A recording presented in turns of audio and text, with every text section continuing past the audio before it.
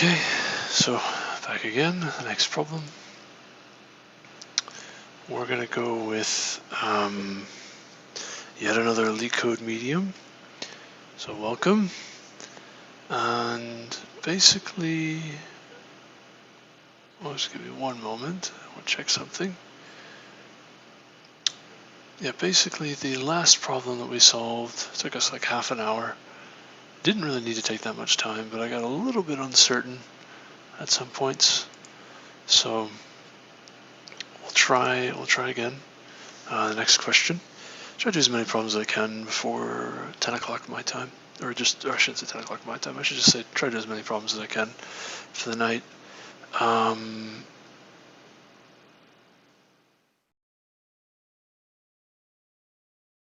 Yeah, if I want to go later, I might go later. Who knows? You know, or earlier, whatever, what have you. Let me. Let's get the next problem. Let's take a look at the next problem. So, what is it? It's maybe a minute. Or, yeah. Okay. So the next problem. Verify preorder sequence in a binary search tree. Let's see. Given an array of numbers, verify whether it is the correct preorder traversal sequence of a binary search tree. You may assume each number in the sequence is unique. Consider the following binary search tree. 1, 2, 3, 5, 6.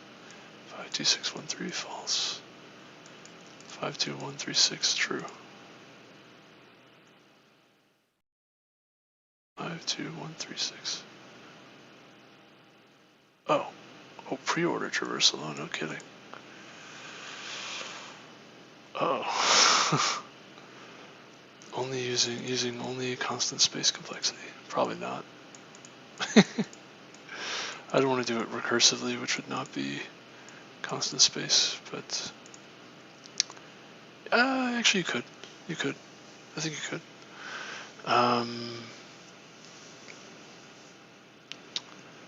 So yeah, in theory you could. I think you can.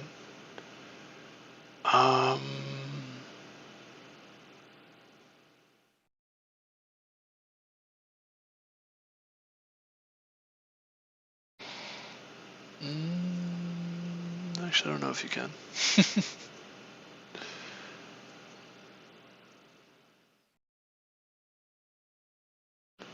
So basically, let's see, preorder traversal. Actually, I don't know about this. We'll just say we'll leave that for now. So preorder traversal. I mean, you would check the first value.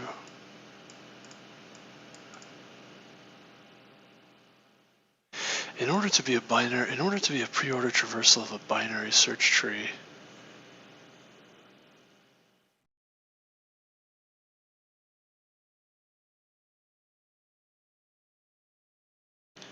you have certain properties, I guess.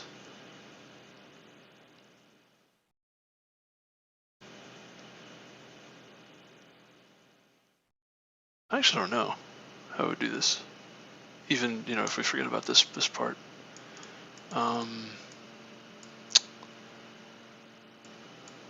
You have a left subtree and a right subtree, but you don't necessarily know where the right subtree starts.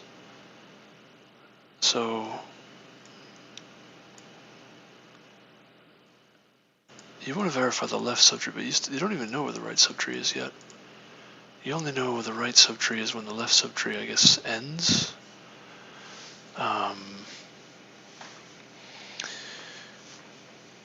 So you would say,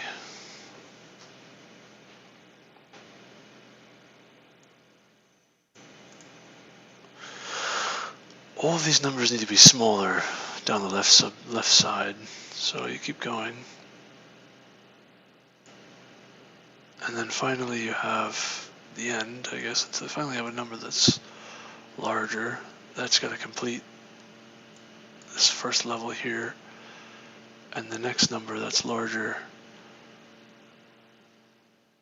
has got to be larger than this value.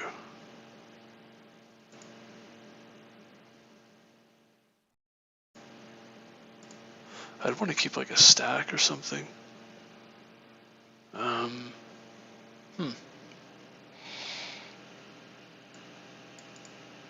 So 5, 2, 1, and then 3 has got to be larger than the previous. So this is group of 3 you find. And then the next value has got to be larger than this one. So 6 is greater than 5, 3 is greater than 2. I mean, I guess you could do that. Kind of go from the outside in. Trying to figure out how we can do this with constant space complexity. Let's just try to solve it in general, right, in the first place. If we can solve it at all, and then figure out how to do it with constant space complexity. So I would probably use a stack. It's real simple. Keep pushing values from left to right onto the stack that are smaller. And then eventually you'll get to a value that's larger. Excuse me, you gotta compare that to the previous value on the stack. And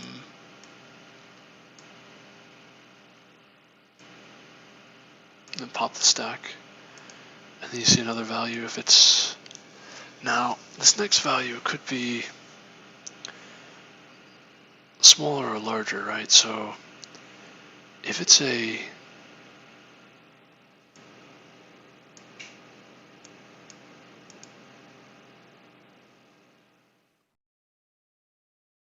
Basically, the preorder traversal, you have a head node, and then you have the tree split into 2 other pieces, the left subtree and the right subtree. And in order for it to be a binary search tree, the left subtree has to be a binary search tree, and the right subtree has to be a binary search tree, and the left subtree needs to be, everything in the left subtree needs to be less than the head, and everything in the right subtree has to be greater than the head, greater than or equal to. Or just greater than, we'll say. What's tricky about this is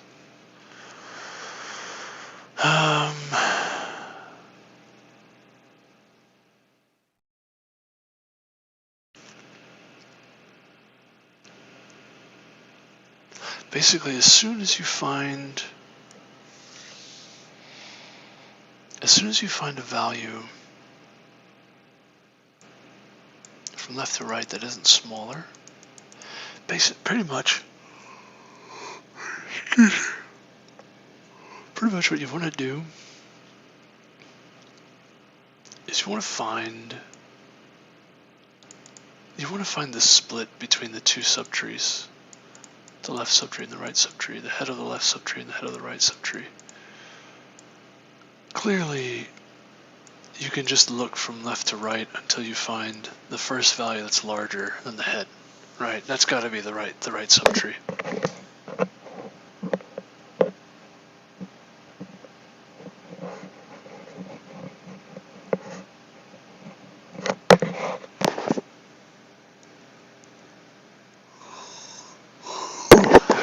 Excuse me.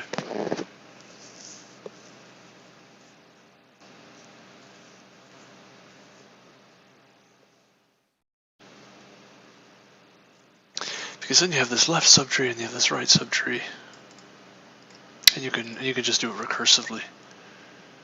Right, the first value should be the head of the tree, and then really the first value on the right side, the first value to the right that you find that's larger than this value, it's got to be the head of the next tree.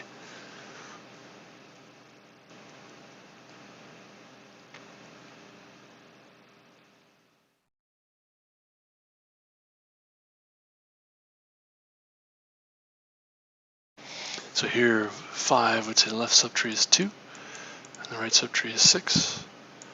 However, there's 1 and 3 being to the right of 5. There's not a possibility.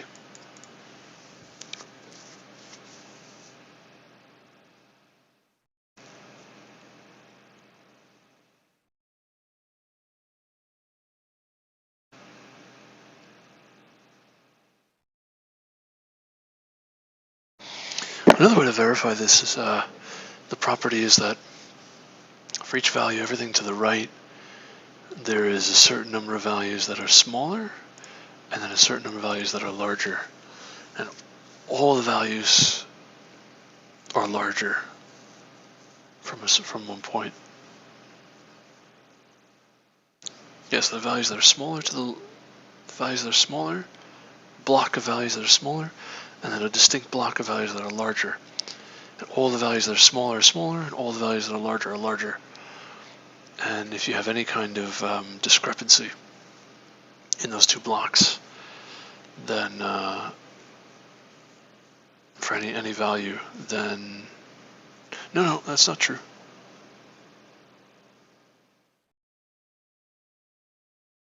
Oh no, it is true. No, it's true.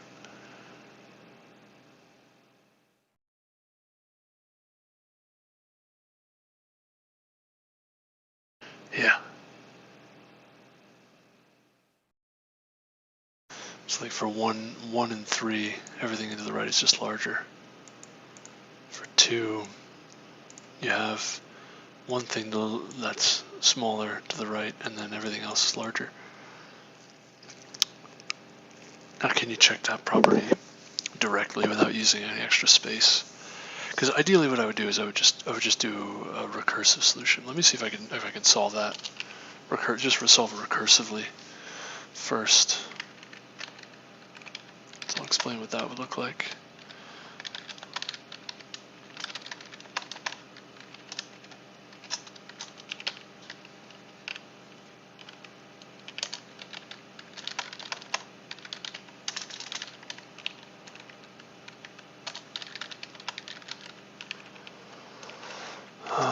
Okay.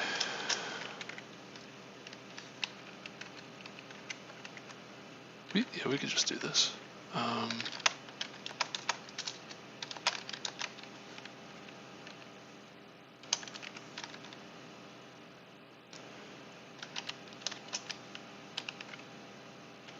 We could even do pointers.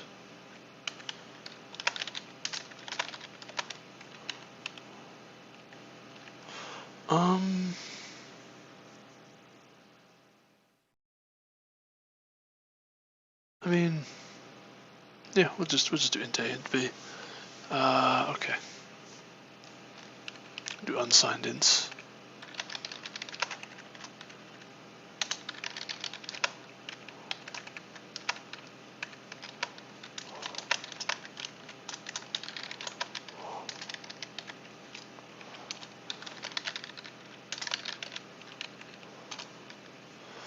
All right. So we want to return f of. We want to say.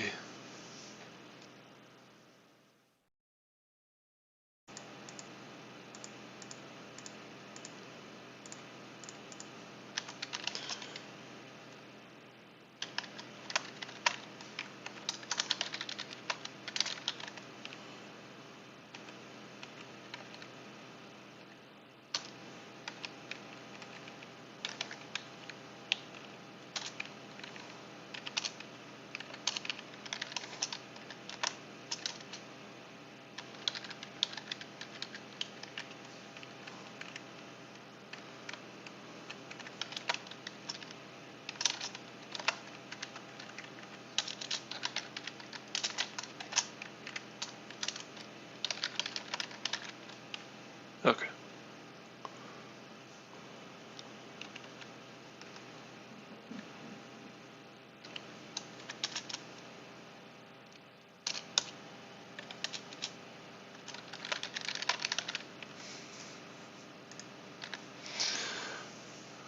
Okay.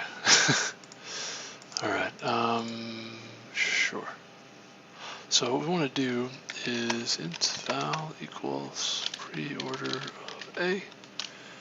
And we're going to say for int x equals +1, x is less than preorder dot size, increment x, if preorder of x is greater than val,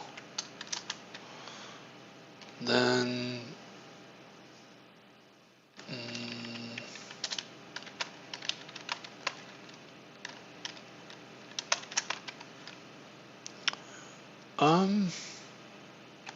let's do it this way.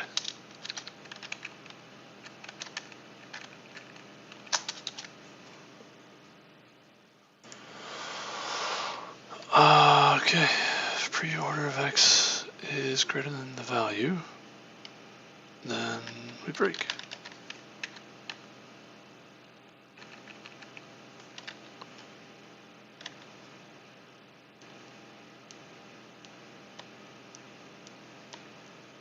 And you return ax and xb.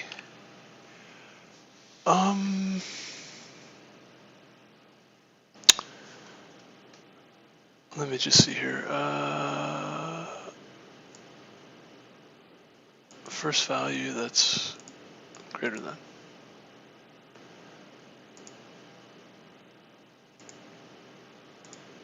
And so you're actually going to recurse on a plus 1 up to x minus 1, and then x to b. It's inclusive, these ranges.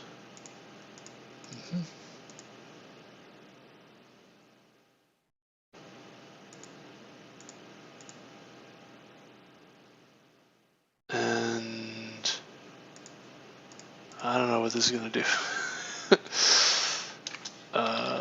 I don't know about this one. I don't know. This doesn't seem. So it doesn't seem right here.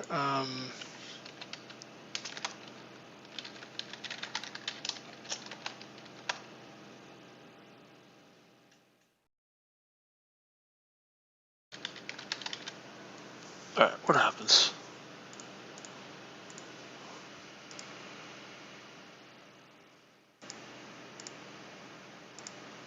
Oh yeah, I keep forgetting I have to throw an F here too. This is basically recurse on the left side, recurse on the right side.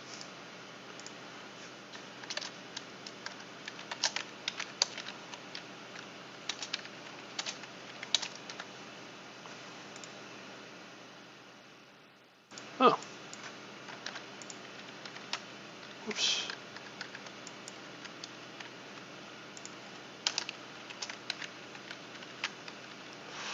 Let's throw just a bunch of random numbers in here.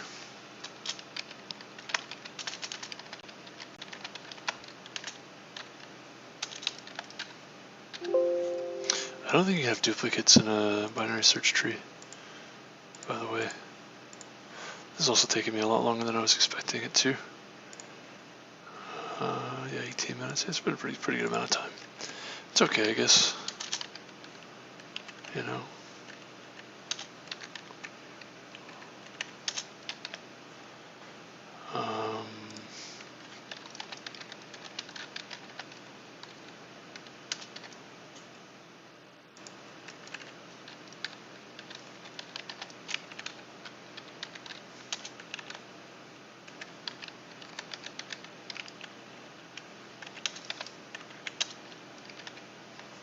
Alright, how are we doing here?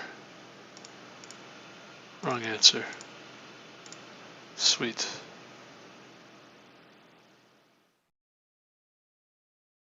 False, true, everything else false. False, true, false, false. One of these are true. Alright. Yeah, I didn't think the logic, I don't really even understand the logic that I have here.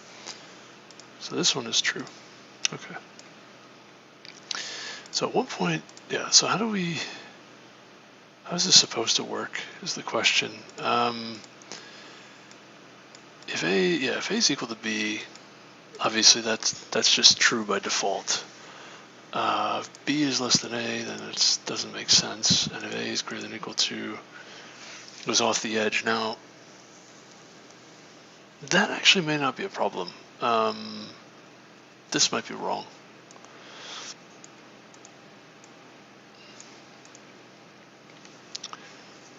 Yeah, that might be wrong. That never really should happen though, I think. So we set val the preorder of A.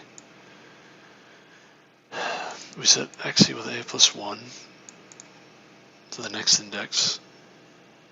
And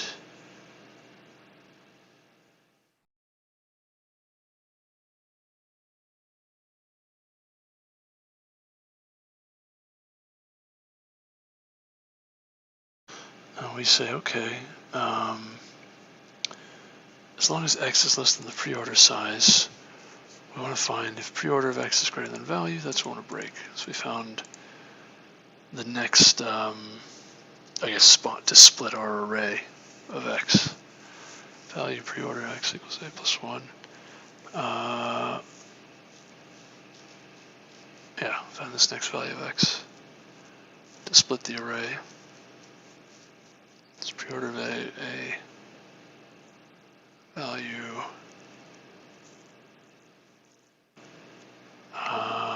x equals a plus 1. Just thinking.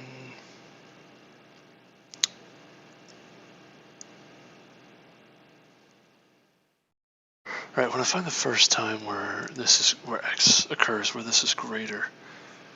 Right, now, it could be that that never occurs.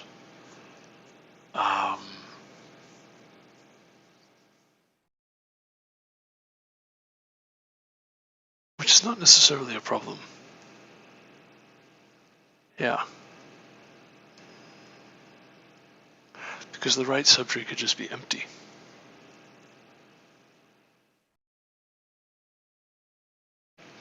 So actually, you probably would return true here. So wait, so now here's the question. If we do true, then we're going to have trues when things are false and false when things are true. Oh. Oh, no kidding.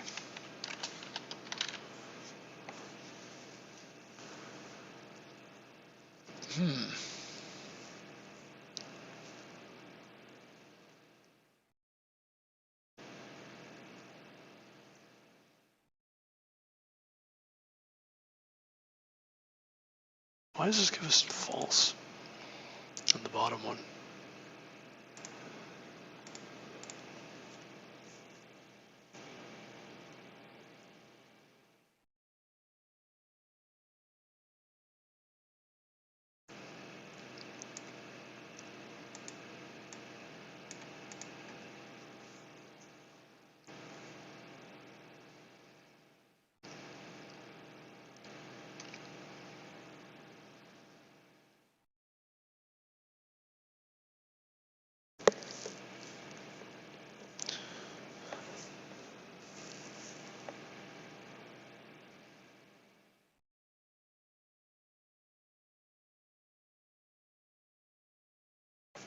Like if we just did this case, 5, 4, 3, 2, 1. Right? That should be true, but our algorithm won't come out true. Yeah. And why?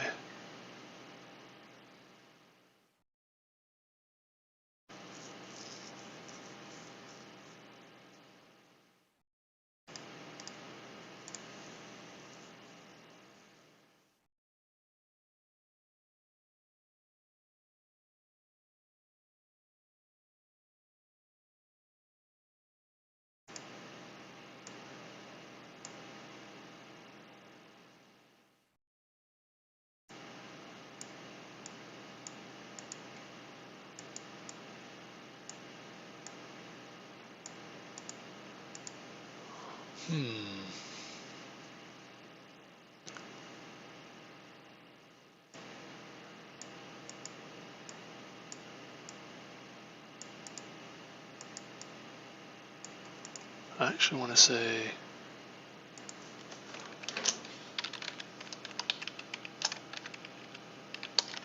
something like this.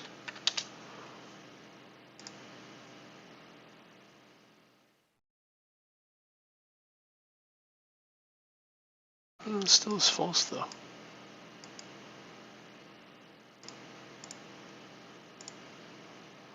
that's interesting. Okay. This third one causes problems. Why is that? So the algorithm is 5.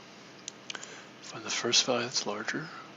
So recurse here and recurse here. And then it would say 6. First value that's larger is 8. And so you would recur. Oh, that's why. You would recurse on. Oh, it's actually the other one that's causing problems.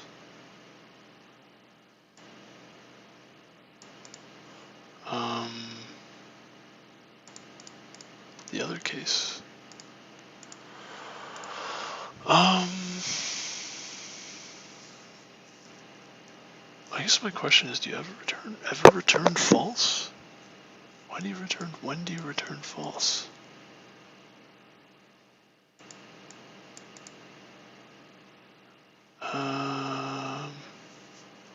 Right, so here,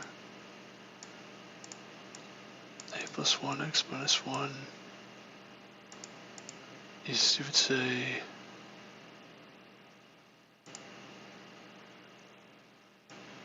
what do you recurse on if the next value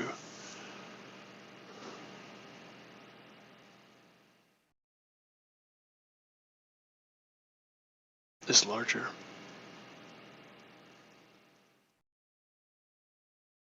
There is no left subtree. Basically, if there is a left subtree, if there is a right subtree, you'd recurse. So you just have to check if there is or isn't a left or right subtree. That's kind of all, I guess.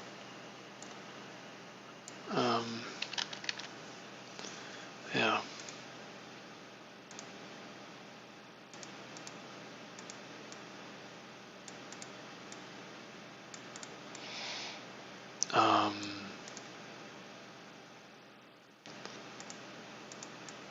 Yeah, I don't think this is correct, this algorithm. I don't think, it doesn't make sense to me. But you would say left subtree.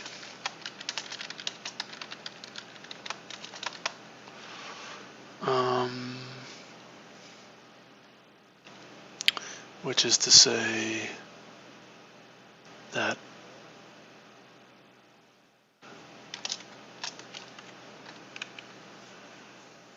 let's just say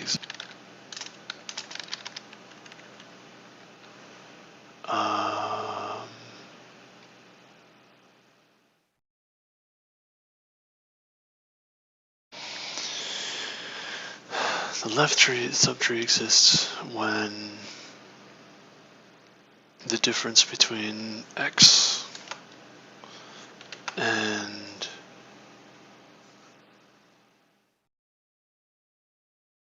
this a plus 1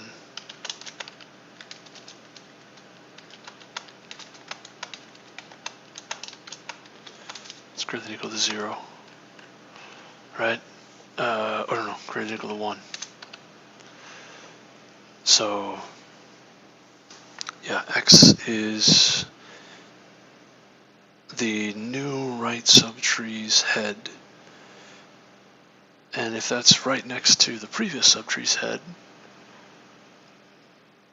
which is val or a,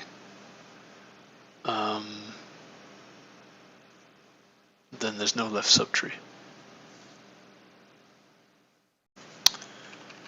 Maybe let's put another way. If x minus a plus 1 is greater than or equal to 1. I think, yeah, that's what it's supposed to be. A is an index, x is an index, x minus a.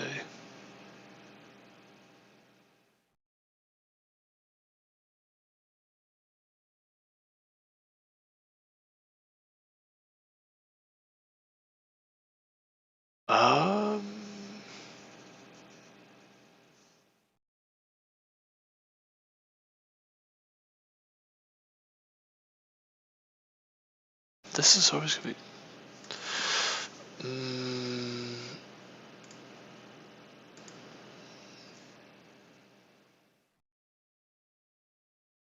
you actually, this is a little confusing. Yeah,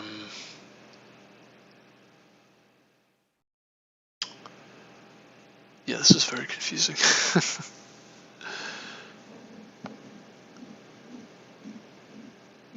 There's a and then a plus 1. Those are two numbers, two indices. It could be 0 and 1.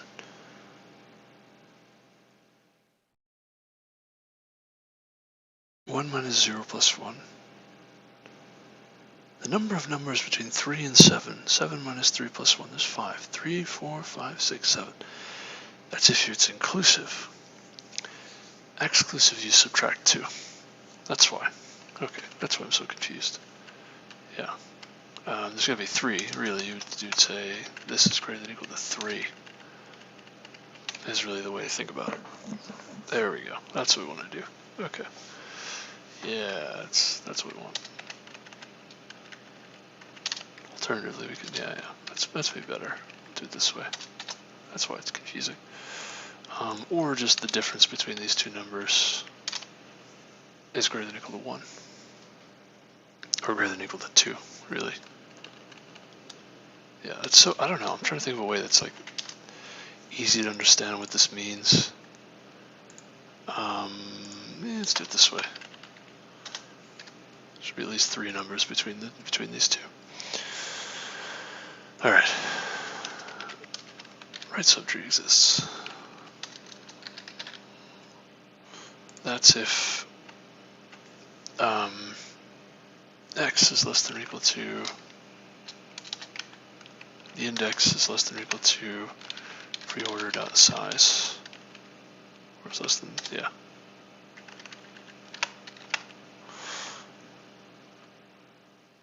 Yeah, it's got to be less than this index. And then we finally say we'll ret, say it's true. So if left subtree exists, ret and equals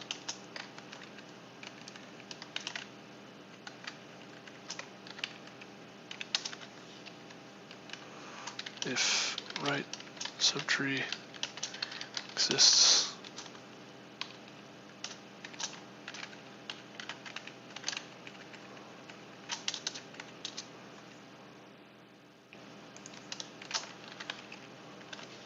and then return ret.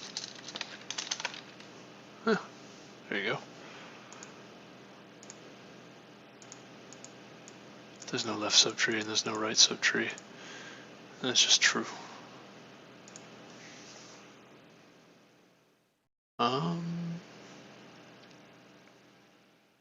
Yeah, I think that's fine. I mean, it'll return true anyway. Okay.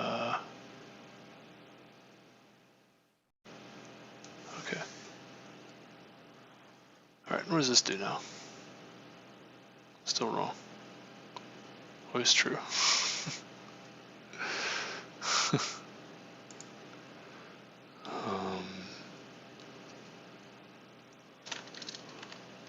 Say false. Okay, let's do it this way.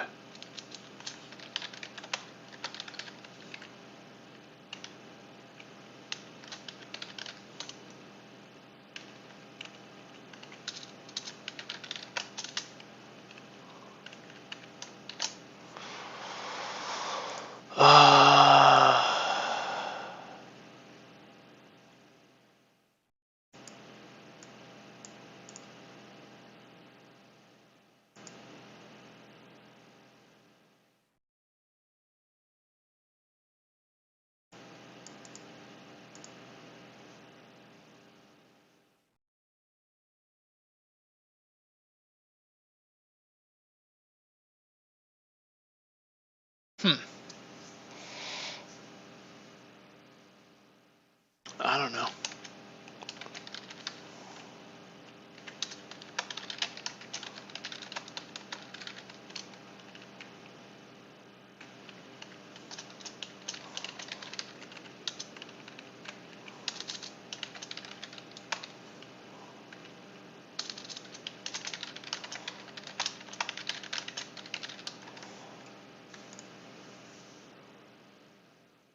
gonna say, it's just always true.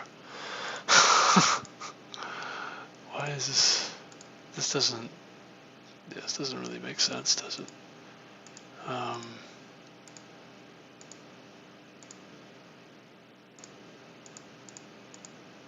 No, this doesn't. The algorithm itself. I don't even know what the algorithm is supposed to be. I just know that if the left subtree is correct and the right subtree is correct, then the whole tree's got to be correct. But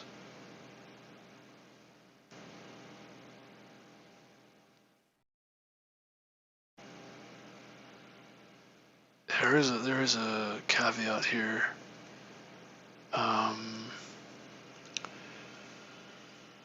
We'll call it a key.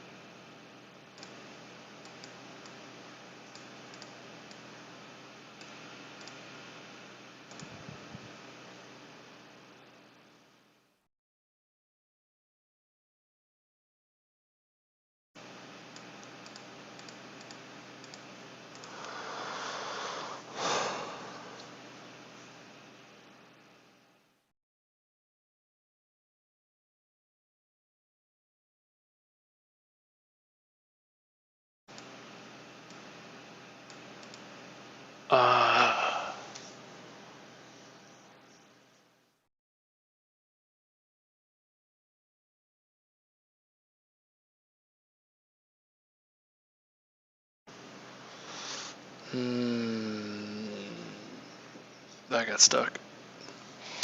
Well, the tricky thing is every value in the left subtree needs to be less than the key, and every value in the right subtree needs to be larger than the key.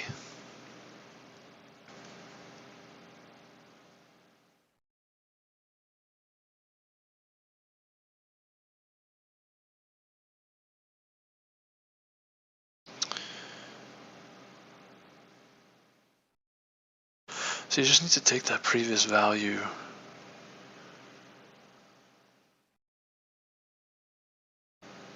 and it's got to be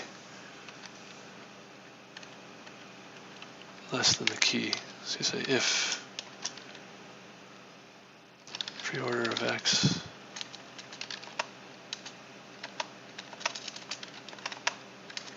or I don't know, just call it k, a, x, okay, I'll call it k. K is less than the key, or it's greater than the key.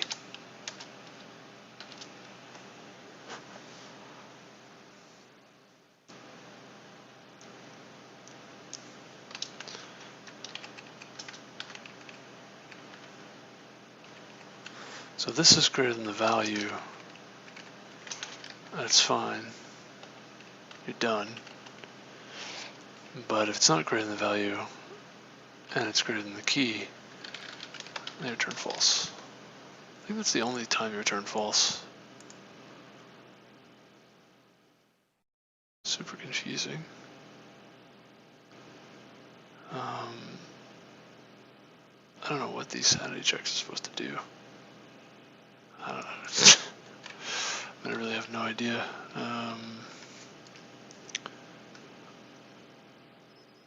Let's call this int max, I guess, initially. I don't know.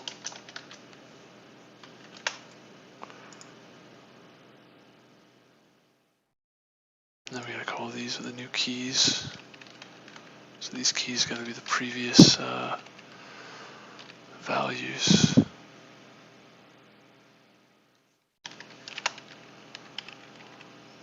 I don't know.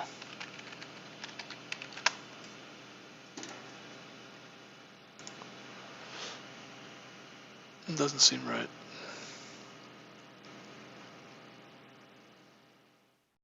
Mostly true, it says.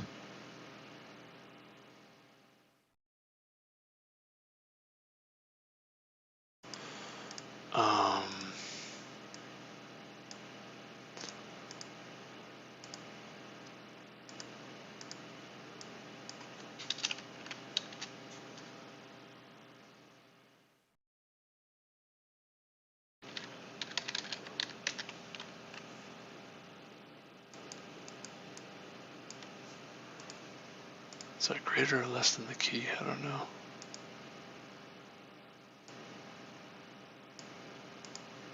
Depends if it's a left or a right subtree, right?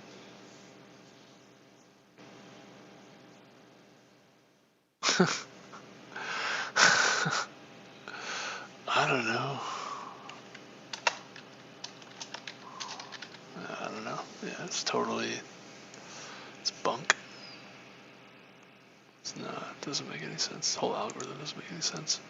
I want to use some kind of recursion, but I really don't know. Alright, so we got beat up by this question. We weren't super speedy with our problem solving with this one. We have to really think about it for a while.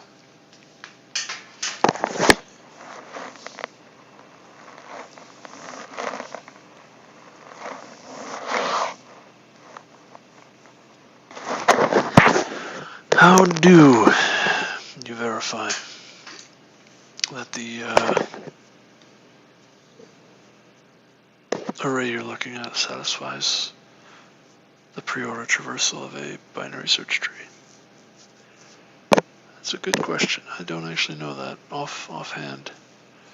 I have to think about that for a while, sometime. Like, what's a case where it doesn't work? Well, preorder traversal, the first element is the head of the tree. Some number of elements is the left subtree, and then some number of elements is the right subtree. It could be 0 or more. 0 or more. All the values to the left need to be smaller than the head. All the values to the right, on the right have to be larger. So you can group it that way. You could say, alright, I'll take all the smaller values, put that on the left side, all the larger values, put that on the right side. And certainly if we recurse on the left side and recurse on the right side, and it's true on both sides, now that's actually not enough. Now that's where I'm getting into some trouble. It's actually not true to just recurse on the left and recurse on the right. Because not only does everything on the left side need to be smaller than that head node, and everything on the right side be larger than the head node, simply recursing on the left side and the right side does not guarantee, if we just split on the first node on the right side that's larger than the head node,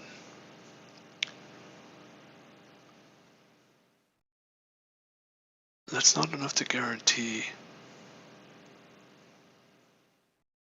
that everything in the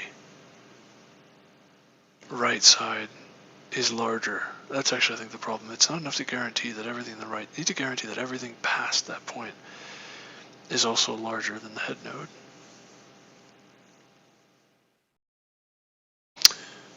Okay.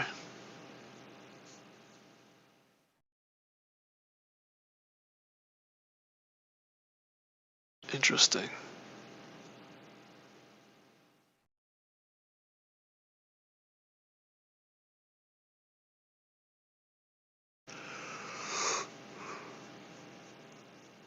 Excuse me.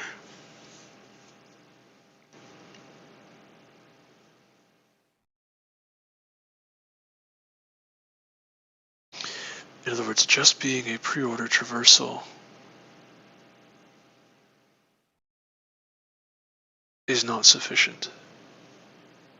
So the left side could be a preorder traversal, the right side could be a preorder traversal. However, all the values on the right side may not necessarily be larger than the head node that you provided. So you need an extra condition beyond just being a preorder traversal, and that's, you just have to verify that everything to the right is, which you can do. Yeah, you could say, you could do it this way.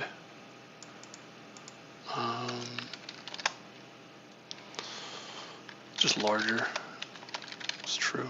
And we'll say,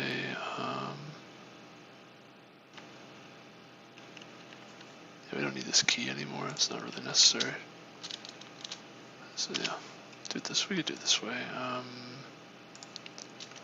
think we'll just return false in these cases. In this edge case, we'll just return true. And we'll say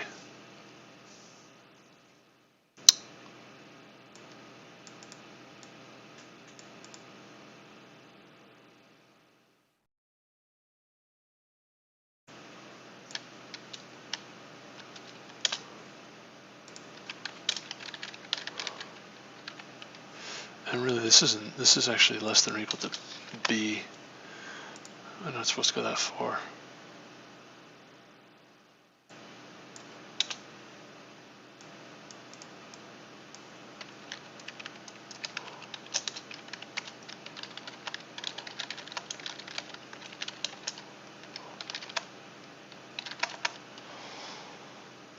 Say, I don't know, V, we'll call it V of which equals X, so less than or equal to V plus V, larger and equals V greater than val.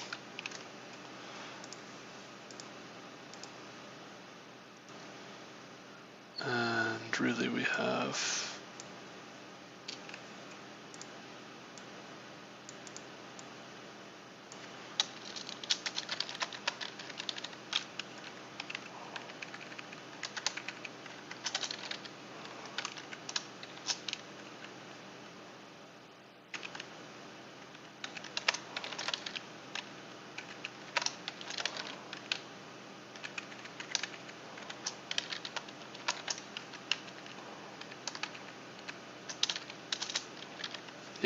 something like this.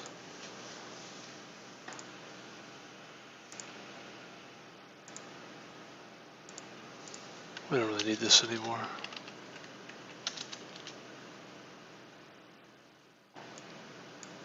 Excuse me. Wrong? What do you mean it's wrong? What? Still giving me false, huh? Oh, could you? How could you?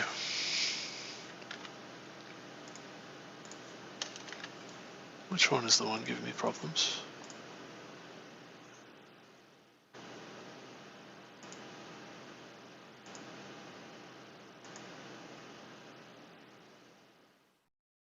One, two, three. 1, 2, 3. This one. Ouch.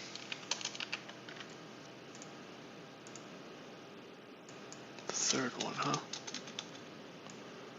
Oh, why is that? Let's focus on that one. False, true. 5, 2, 1, 3, 6.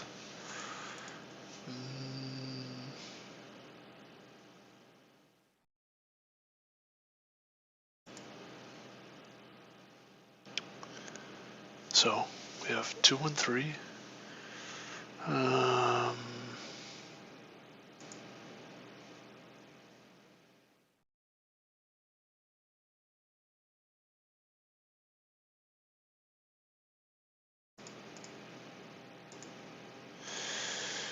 Okay, so we say val is preorder of A is 5. X is A plus 1 is 2. Less than or equal to B. Increment X. Preorder of X is greater than val. Break. So X is here, which is 0, 1, 2, 3, 4. Right? Larger is true. X is 4. Less than or equal to B. Oh. Ah. Okay.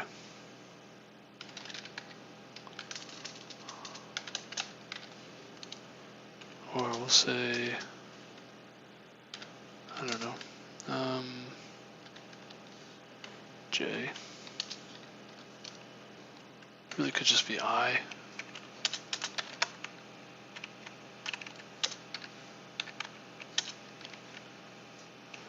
And we'll say,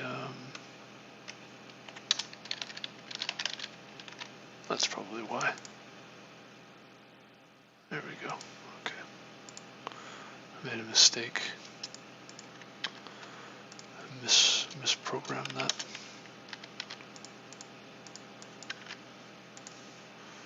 I knew what I was. Oh, there we go. Okay, right. Correct. It should be correct now.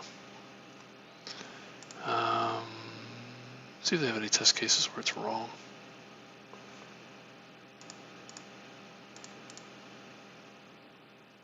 Let's go for it.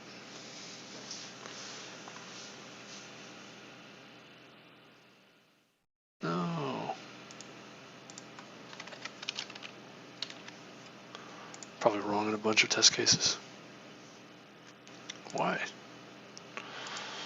Empty test case should be true.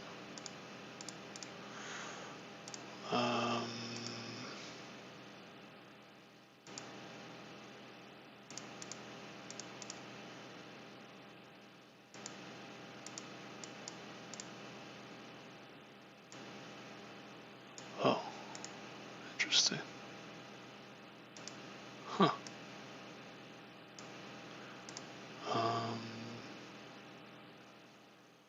Wow.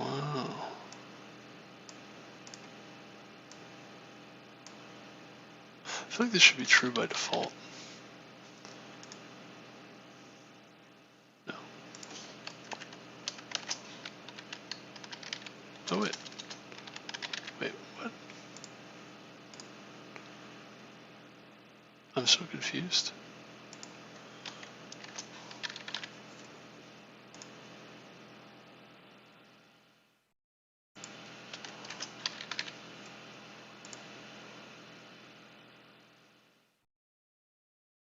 That's interesting. All these cases just return true.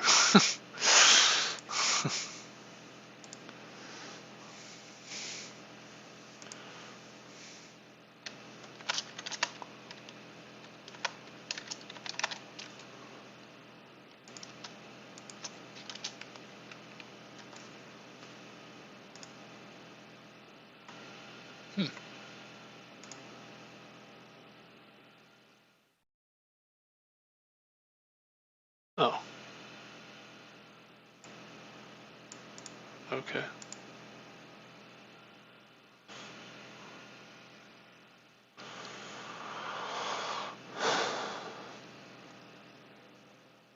Oh, pass all the test cases. Okay, interesting. It's too slow though. Thought that might be the case.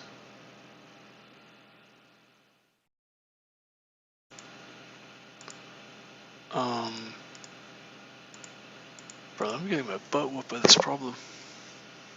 No kidding. Today's Saturday, right? Yeah. Wow.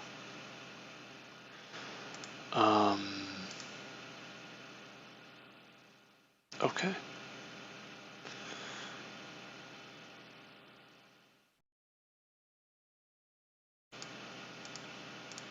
Yeah, okay, you can use a key. So there's a better way to do this, right? So obviously, this is an expensive way to solve this problem. The reason why this is so expensive is that this takes quadratic time. If you just take the list and you put it, I think if you make it ascending, what's going to happen is at every point you're going to have to run a loop to guarantee that everything to the right is larger than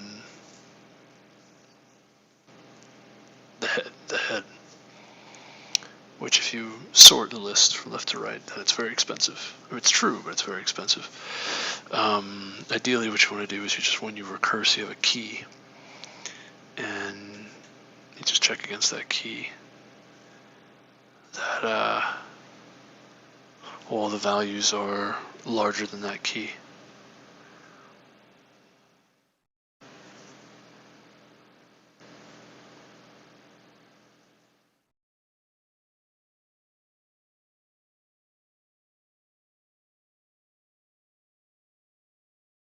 Yeah.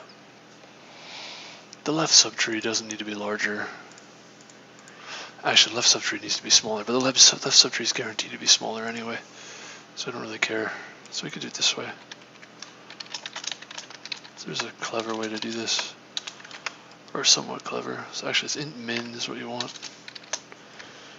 and you say key.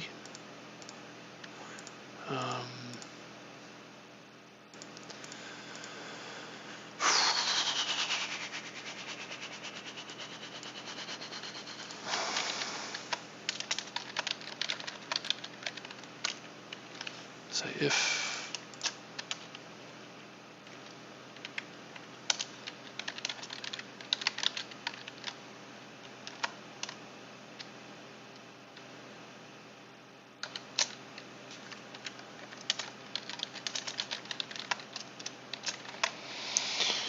okay, all these values need to be larger than this key.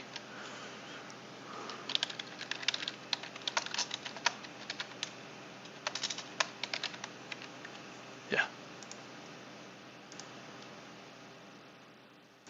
And left subtree is key.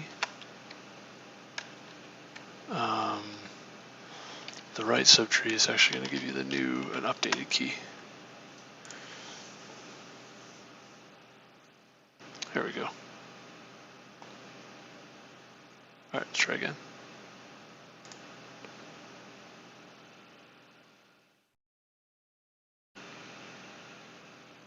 Time limit exceeded.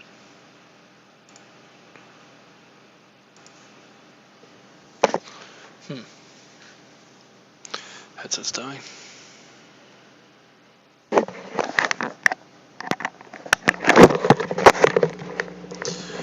I am struggling with this problem, man. I am struggling.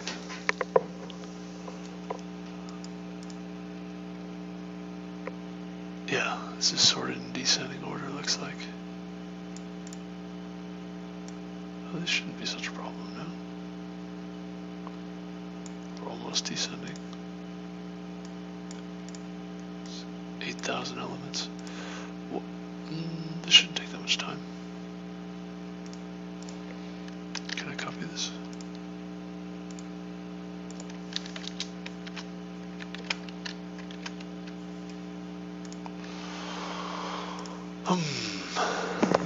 Why don't you try one of the Leetcode contest questions happening right now, just for fun? How's it going, Viren Singh? Hope your day's going well. Welcome, welcome.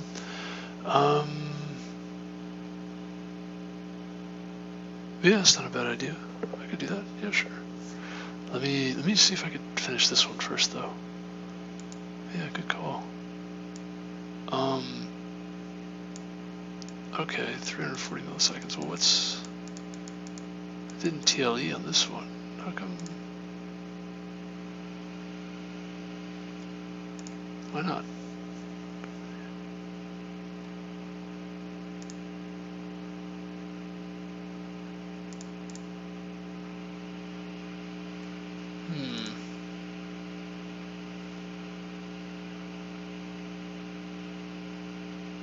Can I get it to timeout here?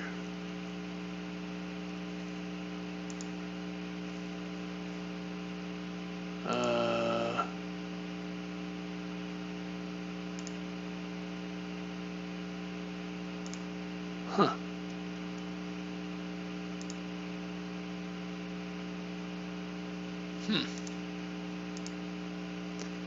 Why? What am I doing wrong? Well, this is certainly faster, but it's not fast enough, apparently. It's kind of weird, though, because this breaks pretty quickly, pretty soon.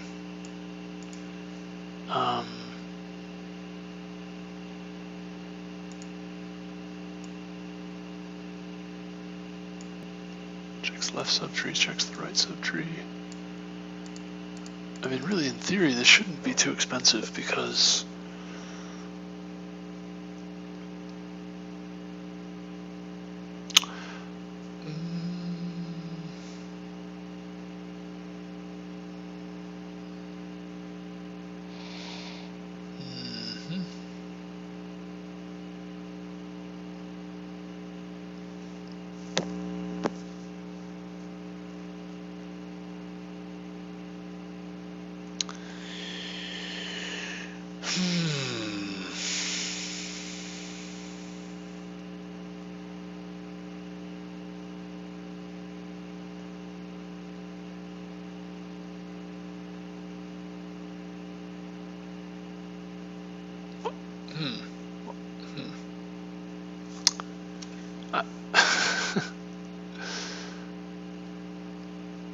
correct, right? It's too slow though.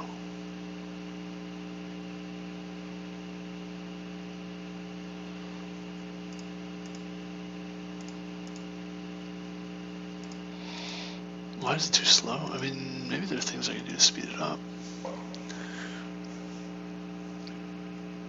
I'm wondering if it's still correct if we just...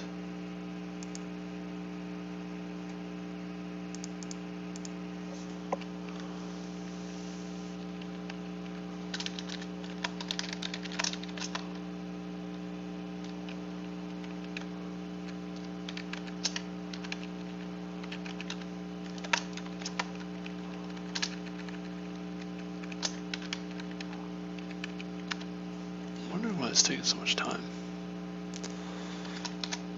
Excuse me.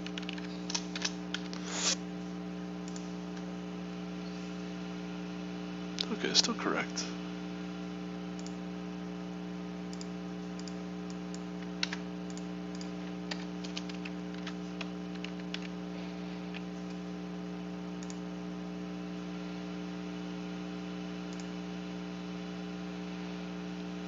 It's still tealy. It does. Why?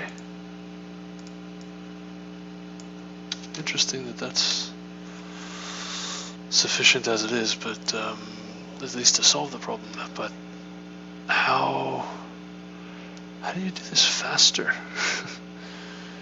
How do I do this faster? It's not fast enough.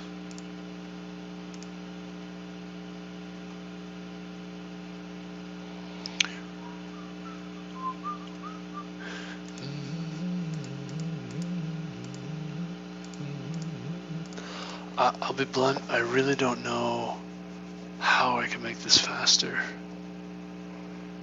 I mean, there might be a way to not use the not use as much space, but in terms of time complexity, this is pretty fast. It's pretty fast.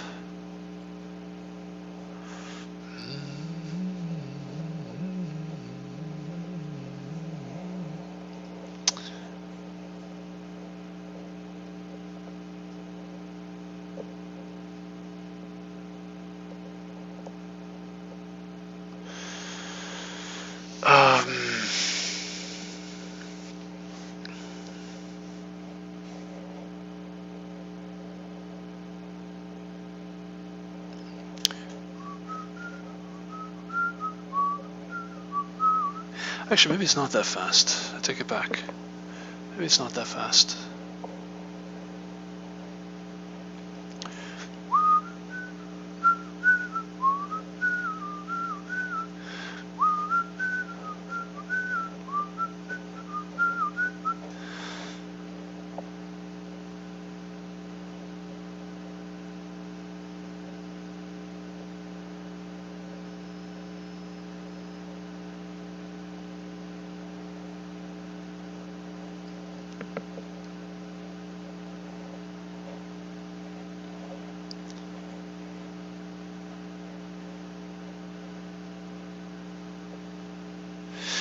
If, let's say, a very large portion... Oh, no, right, it was sort of in decreasing order. Yeah, I'm sorry. I'm sorry. Yeah, it's sort of in decreasing order. No, this is quadratic time. I'm sorry. I made a mistake, right, because if there's not much to remove on the right side each time, for the right subtree, and we traverse from left to right until we find sort of the difference between the left subtree and the right subtree each time, right, then we have quadratic time for each. Okay, I'm sorry, I understand now. Yeah, that actually makes sense. I don't know why I didn't see that before. I really I need to practice more. Really thought I should have thought about this some more. Okay, I think I understand now.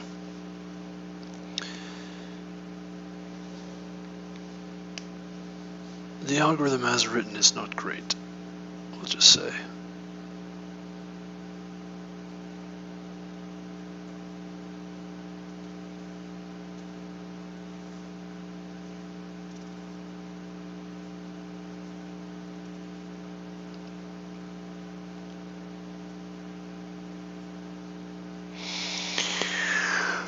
Excuse me.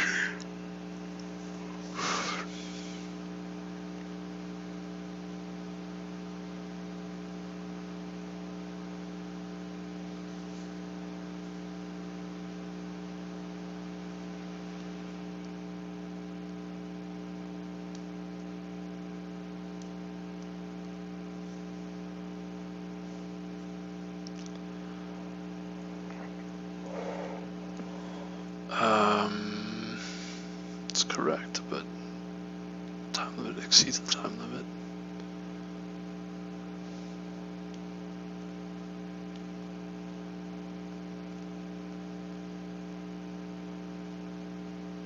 Yeah, it's quadratic time algorithm in some cases.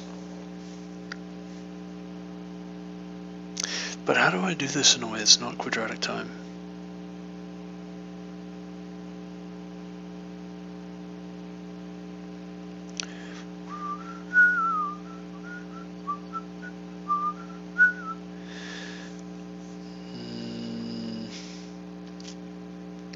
If I want to do this recursively, divide and conquer, you cannot guarantee that the divisions are going to be of equal size, or even remotely equal. That's really the problem. Yeah, it takes roughly a linear O of n time, linear amount of time each time you execute to split, to divide, and the divisions are not necessarily equal in size. So that's it, really. That's the problem. That's why it's quadratic time. Now, in theory,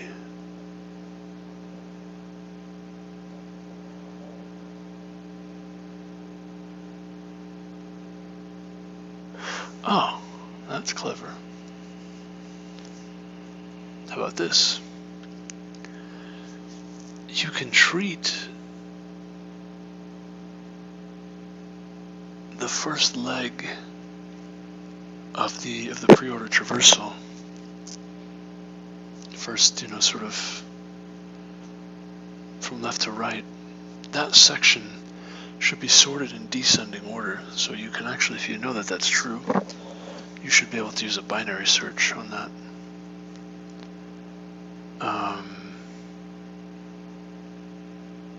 I want to say in logarithmic time you can find the first value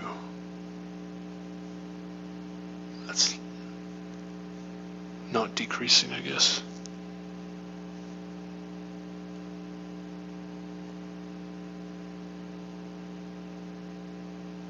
I don't know if that works. I don't know if that makes sense.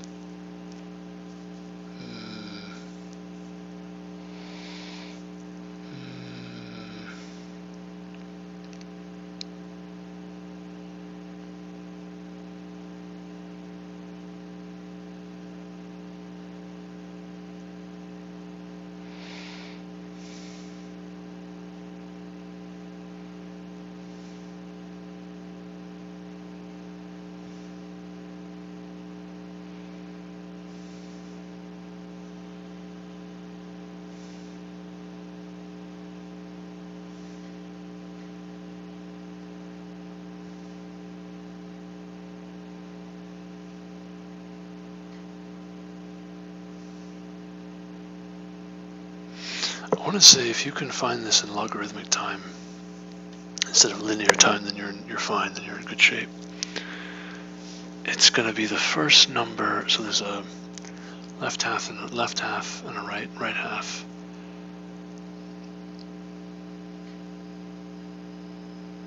And if the number is smaller, well, actually, you're doing something really interesting. You're trying to split the remaining values into two pieces, but specifically you're trying to find to the left side all the numbers are less than a certain value, and to the right side all the numbers are greater than a certain value. So you really want to find really from right to left. Oh, that's really interesting. Yeah, you can use a binary search. You should be able to.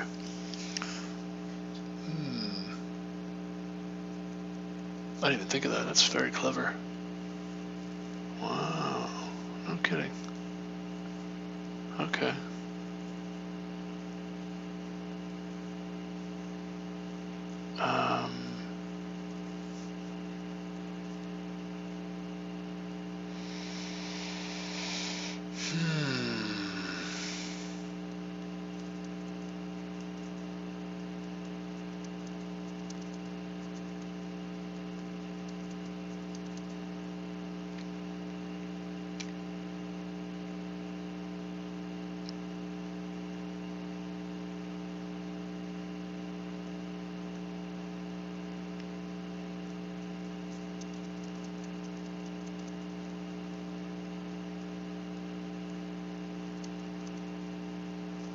What's interesting though is that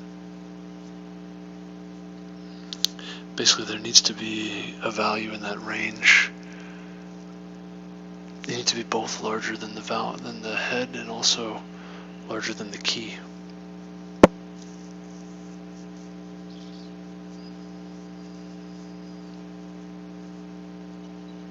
You'll certainly run into a point where that's not true. If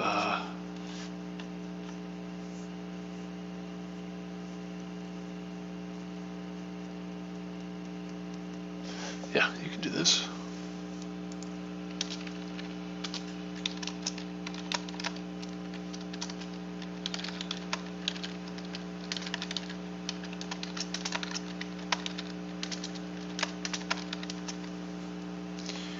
And then you can do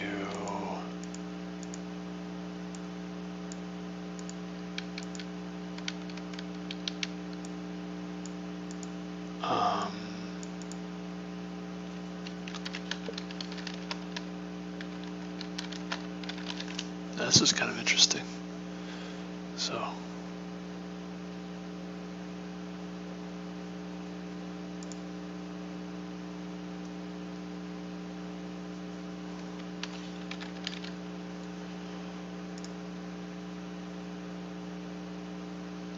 first element in the range is greater than value.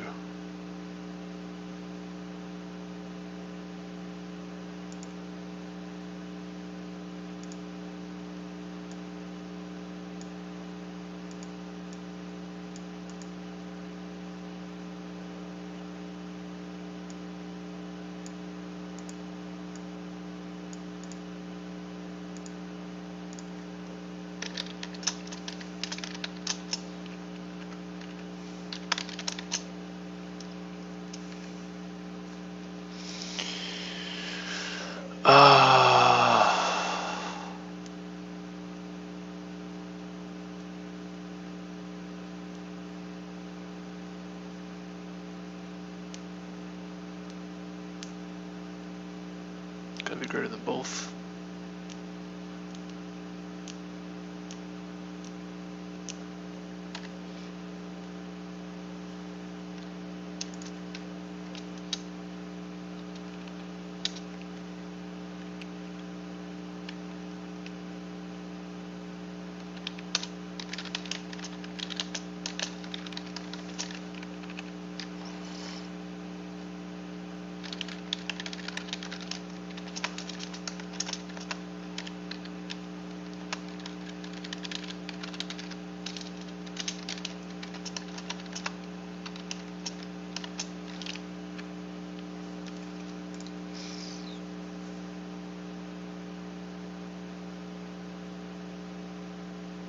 Yeah, that's it.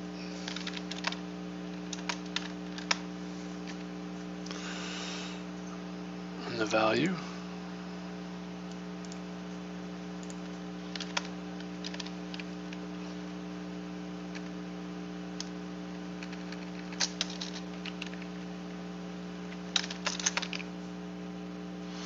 Which I think you probably want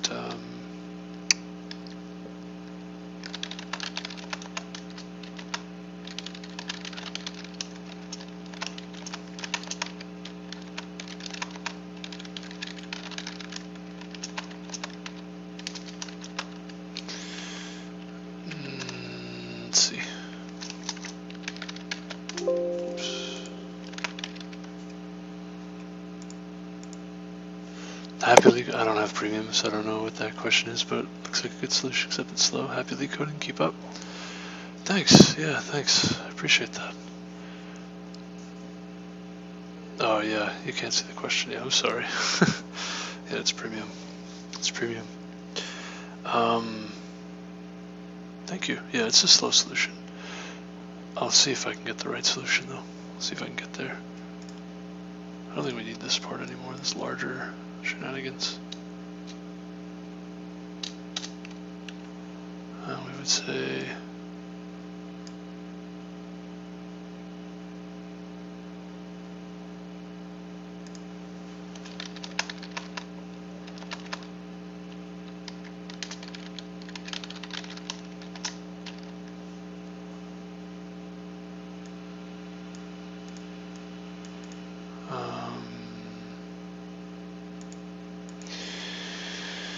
so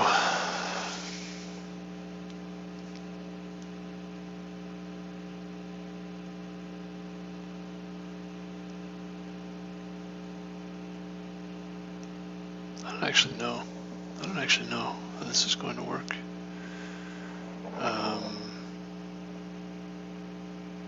They're looking for the first value. No. This is wrong.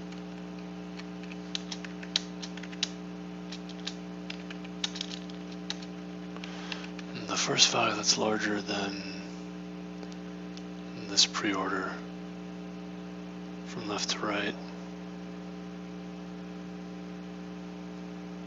It also has to be larger than the key. Larger than the head.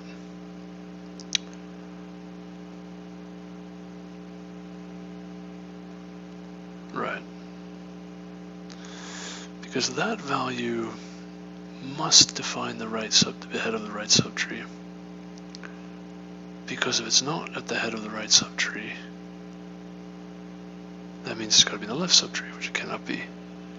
So, right.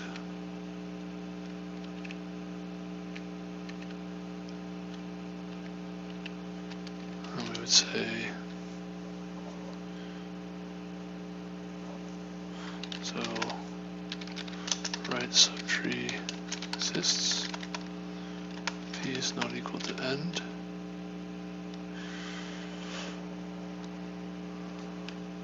It would really be end plus 1.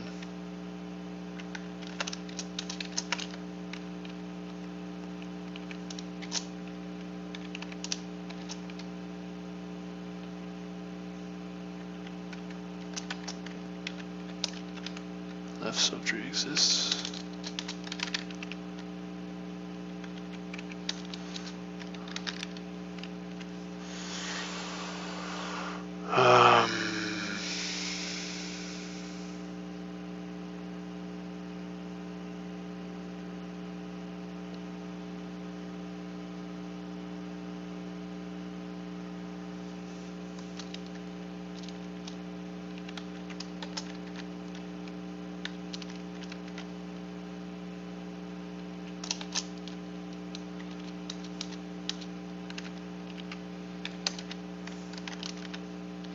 We could just do x for the end. We could do this, and we say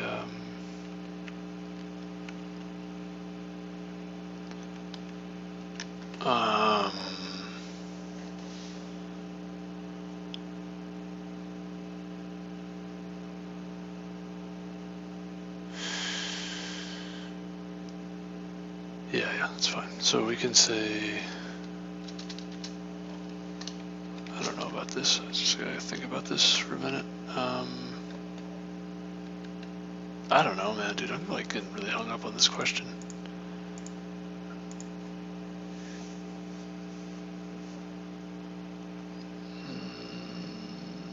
Right subtree exists when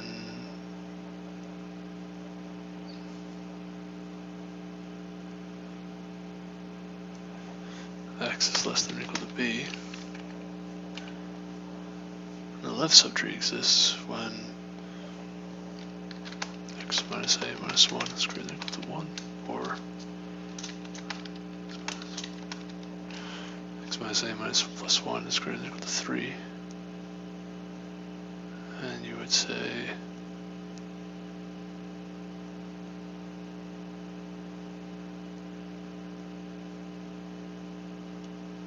there's this ret.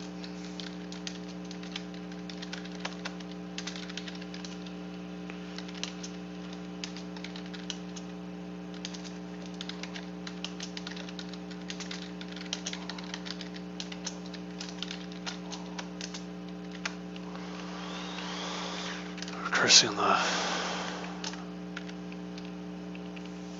right subtree. Oh, yeah. So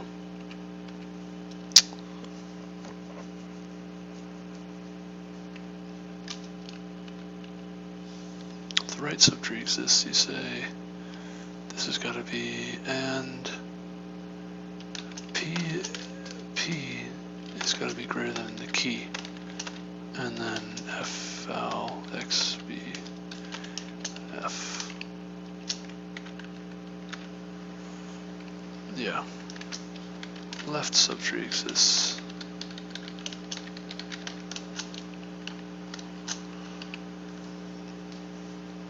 Because the right subtree doesn't necessarily exist, in which case P may not be defined.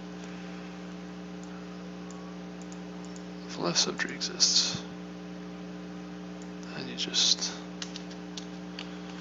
and equals with XBF left side,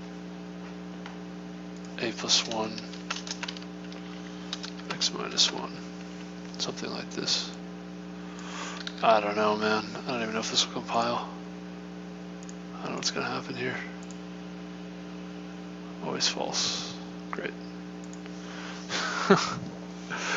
I don't know, man. I gotta really think about this.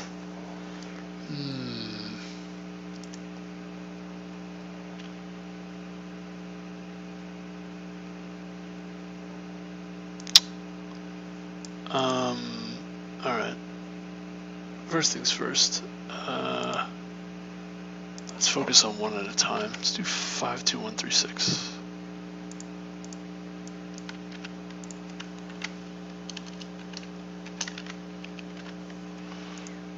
Right, let's do that. Okay, what happens here? Okay, so our key is very small. Say 5. Let's have 5 to the head. Now we want to say, okay, somewhere here from left to right, there is a number that's greater than 5. So find this upper bound.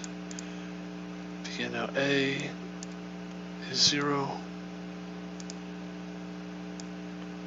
It shouldn't be plus 1, it's just A.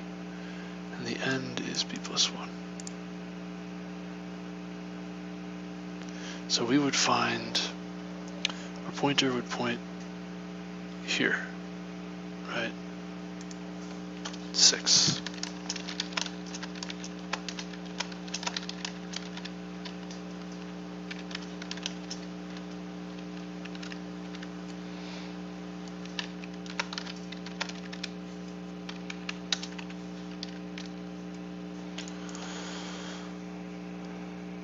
Okay, 6.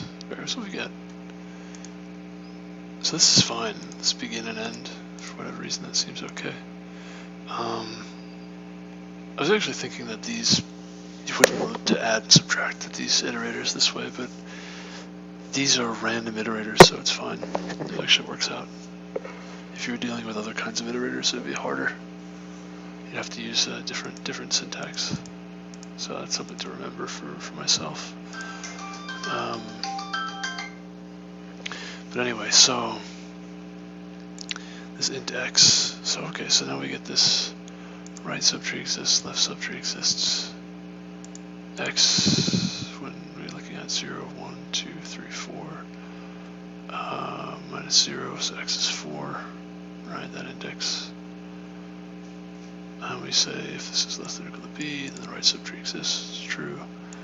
Left subtree x minus 4 plus 1 is greater than or equal to 3. X minus 0 This one, right? There's 1, 2, 3, 4. Is the number I should get, which is what I get. Yeah. Which is greater than or equal to 3.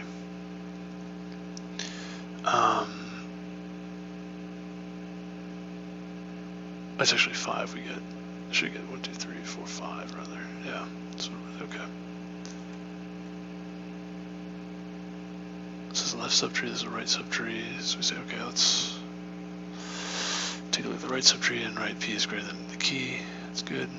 Have our new value, which is going to be 6. And we say, okay, val of x, b, and f. X is 4, b is 4, val is 6. Okay.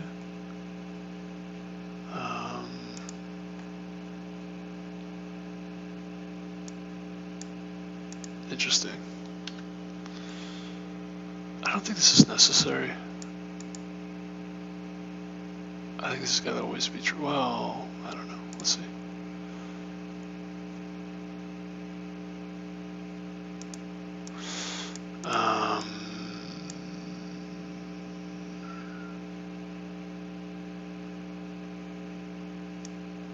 A equals B. So this part returns true, I believe.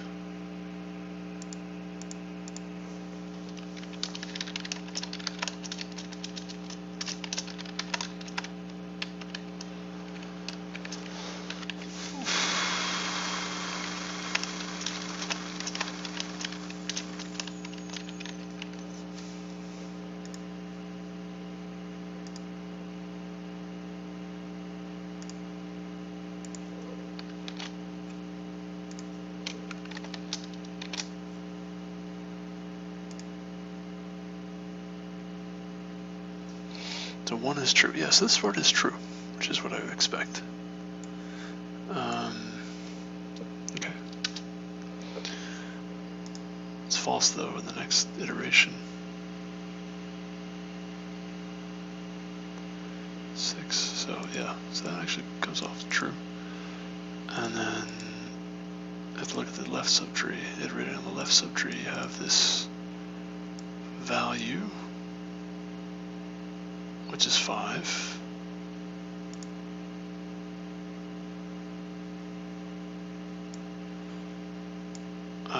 No, that's wrong. That's wrong. That should be the key.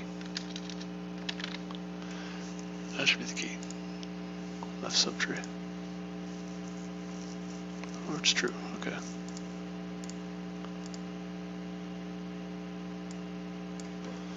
It's really confusing.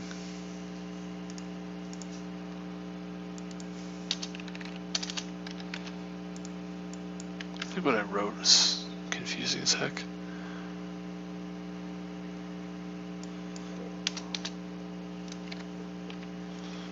Also, I don't think that's... Alright, well, all this is wrong anyway.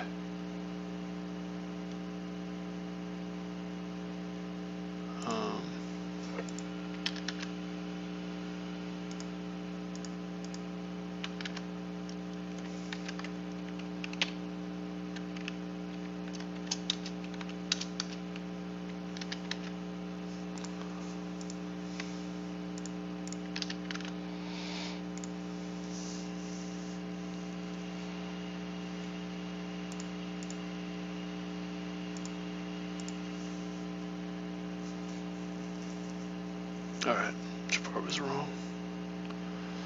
The third one from the bottom. Is that the only one? No, there's a few. Okay. Which one is that? 1, 2, 3. Okay. 5, 2, 6, 1, 3, 4. True, false. So our algorithm would find the first value that's larger than 5, which is 6, I guess. And we could print to see what this finds, what this gives us.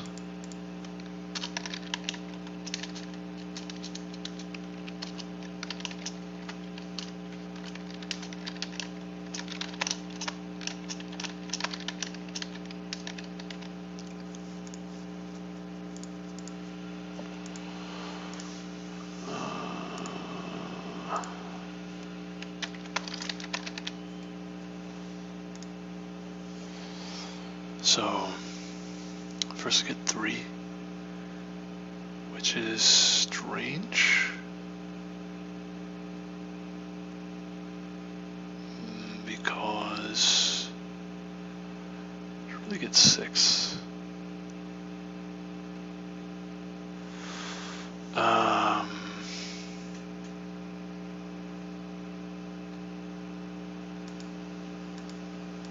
What?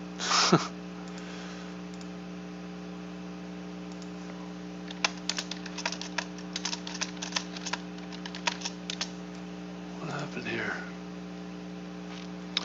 2. Why is 2?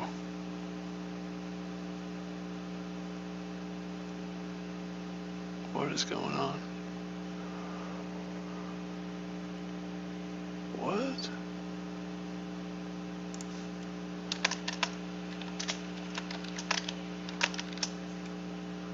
What am I looking at here? 1? Why is a 1? Huh?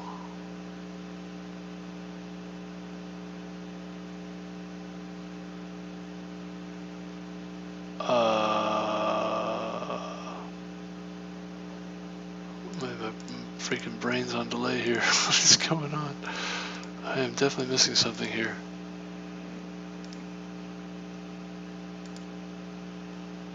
What is going on?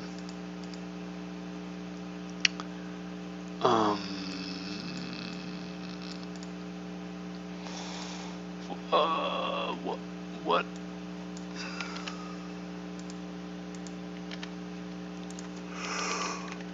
Excuse me. I need to go to bed.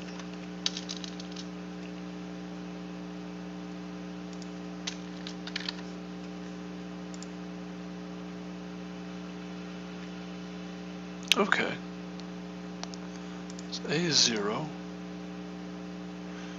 And somehow...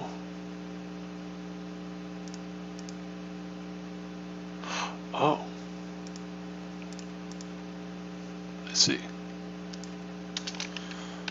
I see the problem. Ah.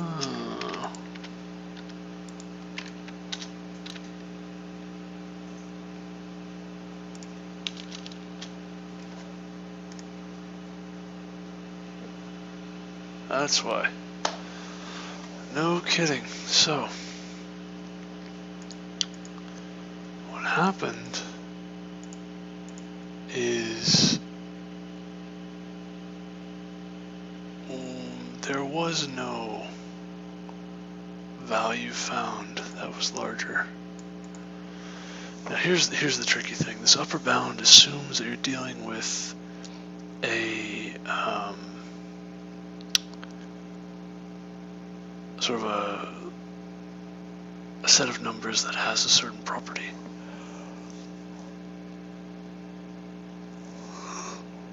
Excuse me. So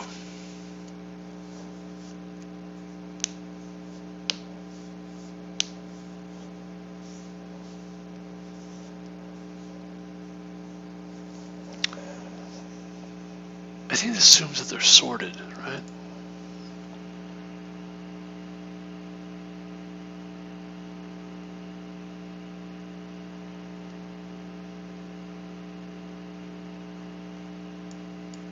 Oh, that doesn't work properly. So the thing that I guess I'm trying to check is I'm gonna go lay down for a minute. I'm getting really tired.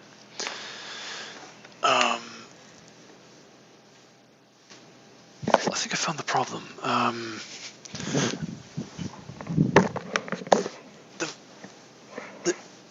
guess the problem with the algorithm that I'm trying to use is that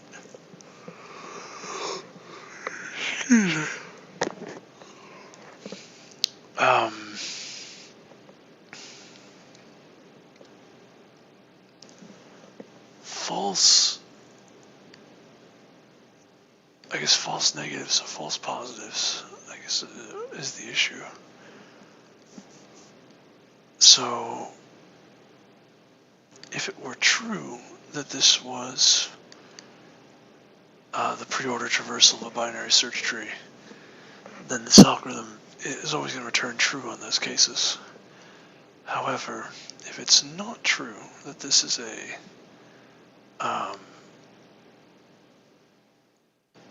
in other words, it's false that this is a binary, the preorder traversal of a binary search tree, the algorithm that I have will not always return false.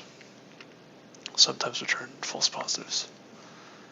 That is the problem that we're looking at right now, the issue that we're seeing,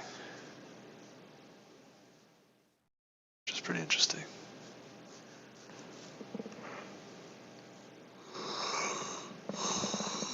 Excuse me. Now, what I was hoping, yeah, so that's the problem. Basically, we need to figure out a way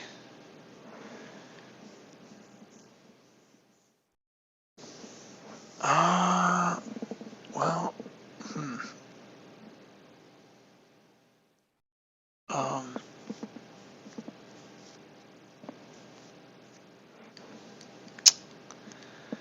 this is a tricky thing.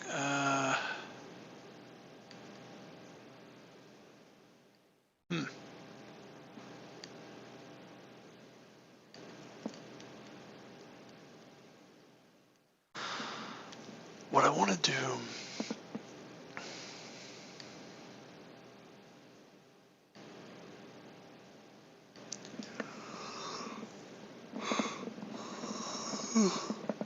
excuse me. What I would like to do, yeah. So okay. So I'm really not approaching this problem correctly, right? Like I need a solid solution before I start coding.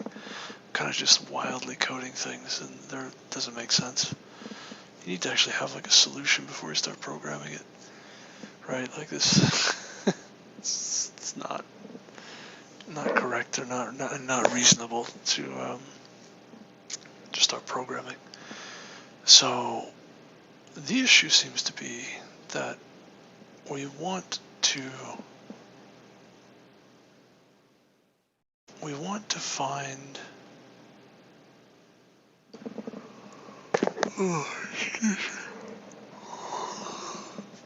excuse me.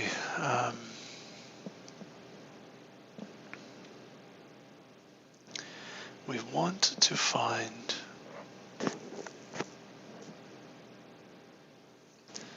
the partition element such that all the elements to the right are larger than the value you're looking for, and all the elements to the left in this particular range. Split the range into two pieces, partition the range into two pieces. Now, obviously, this works nicely if we assume that the range can be split in that way. However, there is a problem.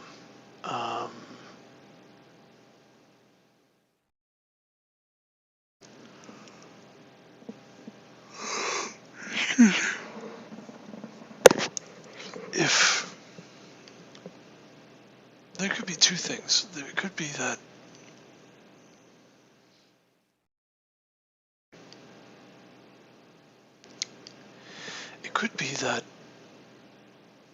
all the values are then I guess this value you're searching for. So there is no right subtree. That could be true. That would actually give you, sort of the element would sort of just fly off the side of the. But yeah, basically you would show up. You wouldn't find the element that you're looking for, right? If there's no right subtree to be found. That could be one case. But another case could be that you can't actually partition, your numbers are not partitioned in such a way where there's two distinct, one side on the left side is less than your value and the other side on the right side is larger than your value. That could just be false. in which case you may also run all the way off the edge. Or you might grab one of these numbers. Now, if you do end up off the edge, basically you want to verify that indeed there is no right subtree. If you go off the edge though, and you don't find that there's no right subtree, so let's say you could do a linear search, an exhaustive search, and just check left to right to see if there are any values that you should be finding. If indeed there is no right subtree, then you would just recurse on the left subtree, right? You just wouldn't recurse on the right subtree. Now the problem with that though is you can't tell whether or not there's no subtree, no right subtree at all, or if there is a or if the partition won't work properly.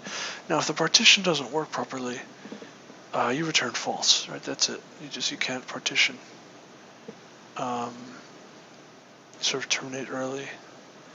You'd be able to check that in linear time.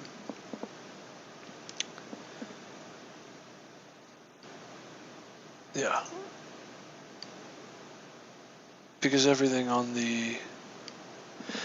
to the, yeah, you must have that partition must exist. But the problem then is that if you, let's say you just sort in decreasing order from left to right, the first time you would show that, okay, you don't have a right subtree, logarithmic time, but then you'd say, okay, let's recurse, but let's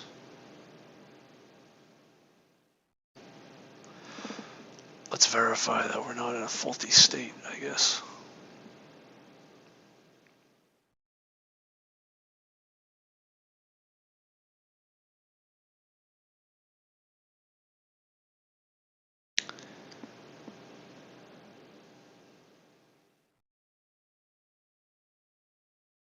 So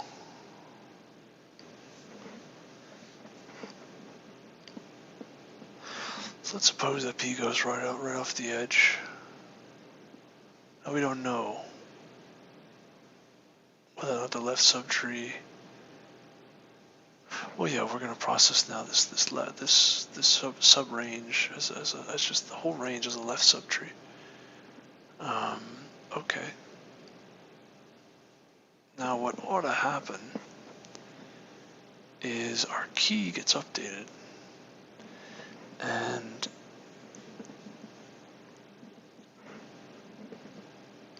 basically if any value in that left subtree is larger than that key,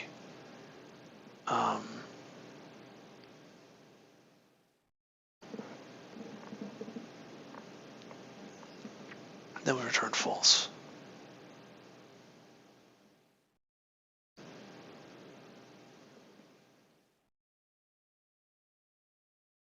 I think that might be the problem. We just need to specify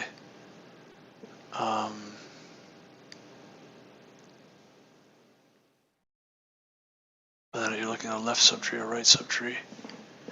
I mean, that may have been the problem all along, sort of.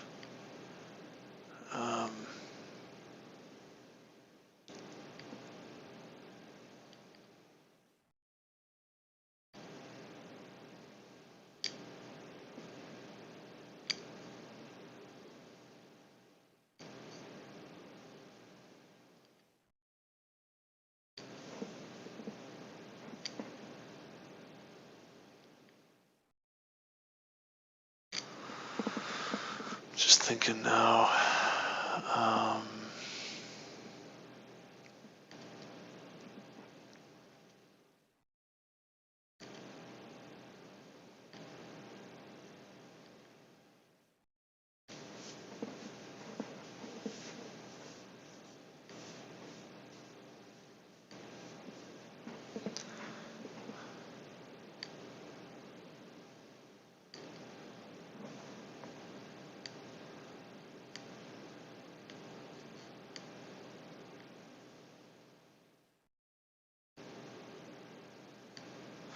Actually, I think I know what I'm doing wrong. There's a range that these numbers need to be in. That's what I'm doing wrong. Duh. Oh, I feel so silly now. I've seen, you know, okay, these binary search tree verification questions. Really, what you ought to do is you just need to pass in a range of values and update those range values accordingly. That's really what it comes down to. Yeah, that's all. That's all you have to do. Okay. And you just have to compare that all the numbers match the range that's specified and update the range accordingly. If it's a left subtree or right subtree, you just update those numbers. And I mean a minimum and a maximum range, you know, in values. Minimum and maximum values. Yeah, I don't know, man. I think I just need more experience with these questions because I've seen binary search verification type questions in the past, and I know that you need to do some kind of like min-max verification, but I don't do it. Like, I don't always think to do that, which I think if I thought to do that in this case, it would have been done already. But yeah, it seems that you do a logarithmic search to find the upper bound, and I guess you assume that it's correct until it's not. And excuse me, during the verification of the subtrees, it'll come out that the range wasn't actually partitioned. That's pretty much what should happen. And that's about it. But you do need a left subtree check and a right subtree check. You need both. And that should give you n log n time. Recursive check. Now the tricky thing here though is, how do you do this with a constant memory? Oh, I have no idea. Not a clue. Not a clue.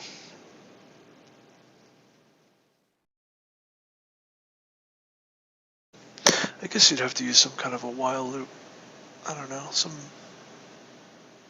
I don't know.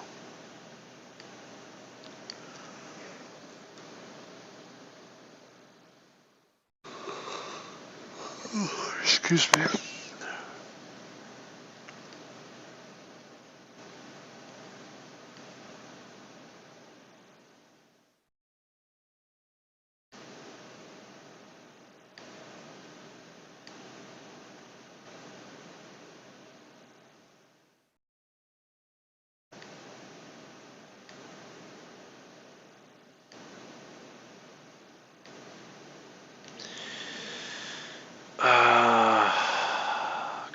Constant memory, huh?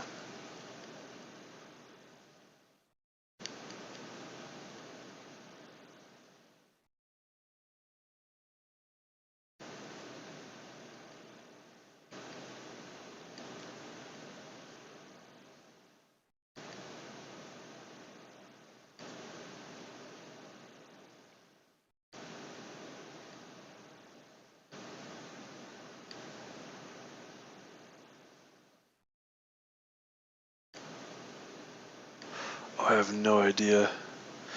I don't even have the regular solution yet. Let me try that.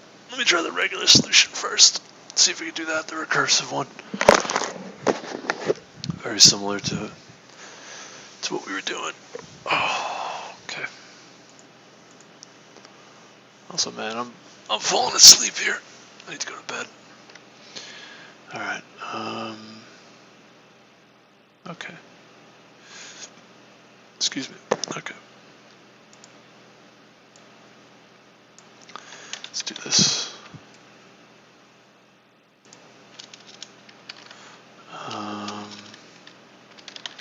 Lower, upper. Say.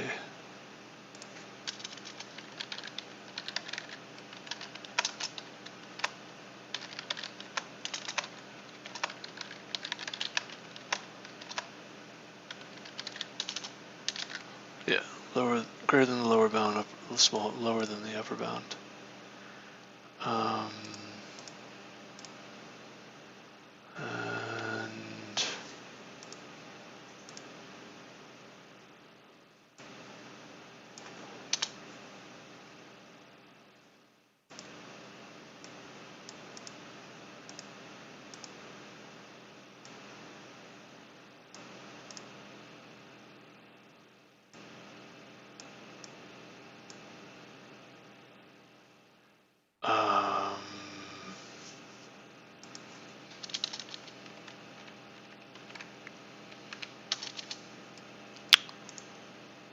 so the lower and upper.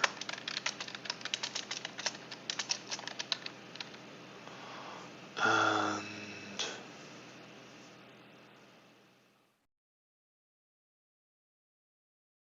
the lower value, so the right subtree,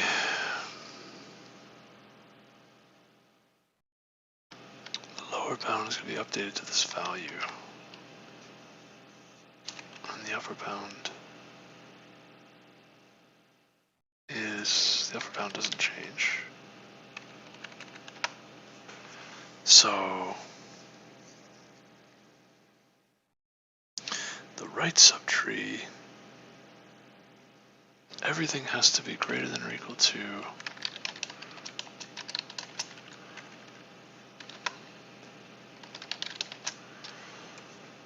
it's going to be greater than or equal to whatever the previous lower bound was, and whatever this new value is, it's going to be greater than or equal to both. The upper bound doesn't change. And the lower bound for the left subtree, lower bound doesn't change, but the upper bound changes. Everything's got to be smaller than the left subtree. Everything needs to be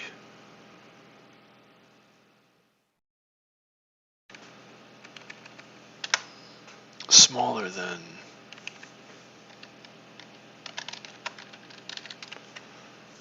everything to the left side is still got to be larger than whatever the range is, the lower bound. But the upper bound now, everything has to be smaller than the head, and it also has to be smaller than whatever the previous upper bound was. So those get updated on the left subtree and the right subtree.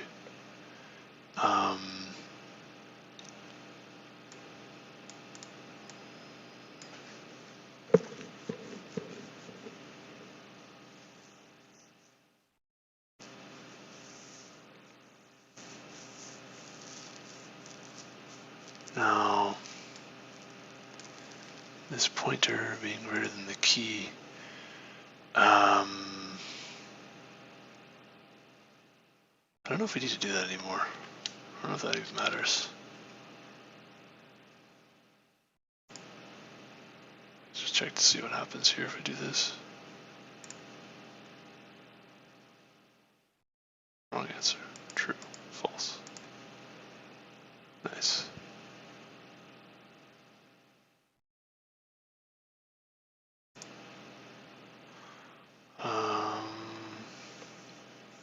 Okay.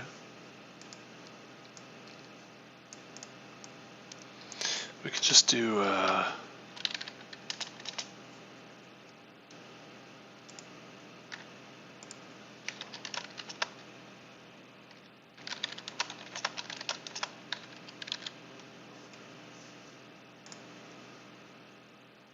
okay, sweet.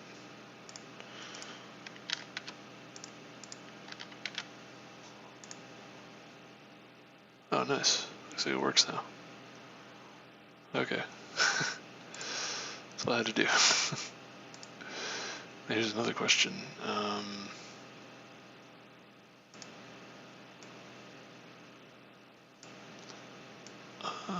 Do we even need these?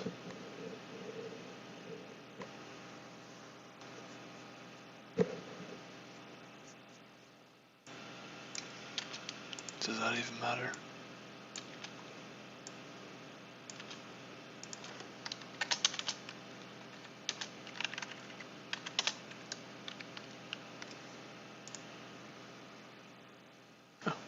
doesn't seem to matter. Got the feeling like it wouldn't. I got that feeling like it wouldn't. So yeah, non-existent. Yeah, basically it's vacuously true for non-existent intervals, and then for the other intervals, you just need to make sure that your values are in the upper and lower bound ranges. If the interval is just one, and then I don't think you even need to check this, quite frankly. This is sort of a base case. Yeah, you don't need to do any more recursion after that. Alright, that's good. Are there any test cases we fail on? Nope. Oh. Okay. Wow. Brother. This is, okay.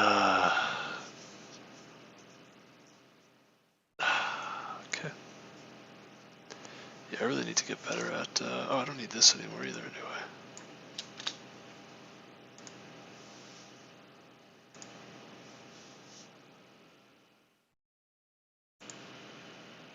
Yeah, I really need to practice some more, you know?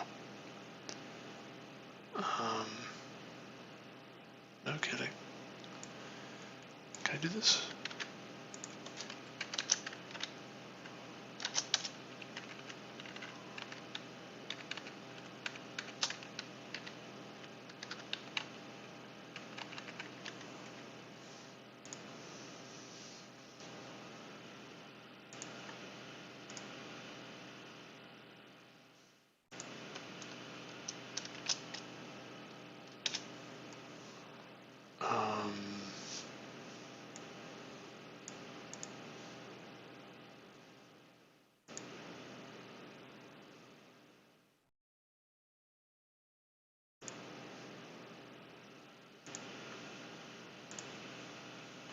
Just looking to see which parts I can remove.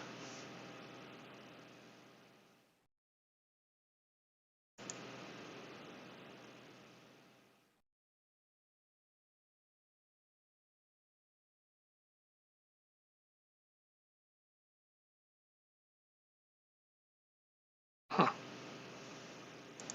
Pretty interesting. So,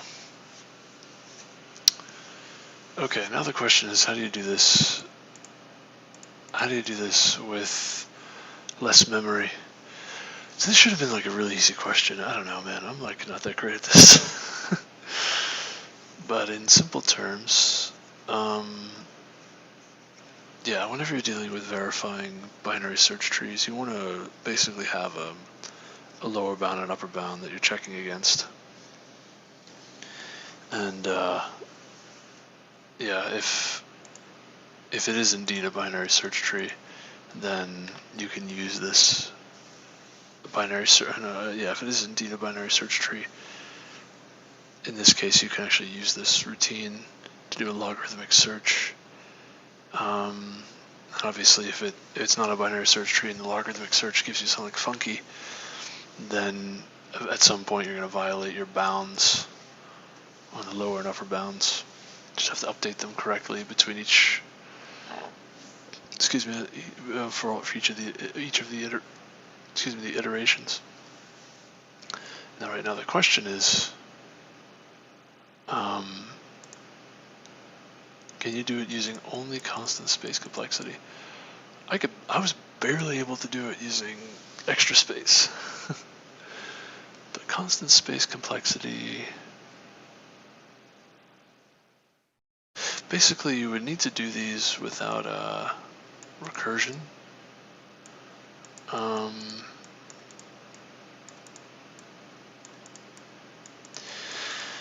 The problem that I have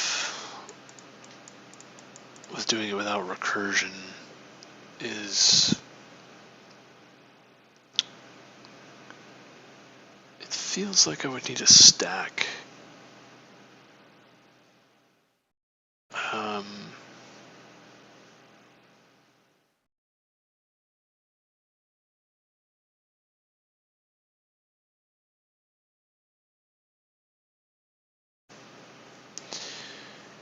Yeah, I don't really know how I would do this without recursion.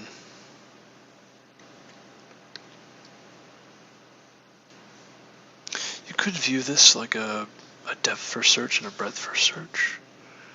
Like I can definitely do this. I can definitely do this iteratively using a queue in sort of a breadth first search type of way. But that's not constant space complexity, right? Definitely not.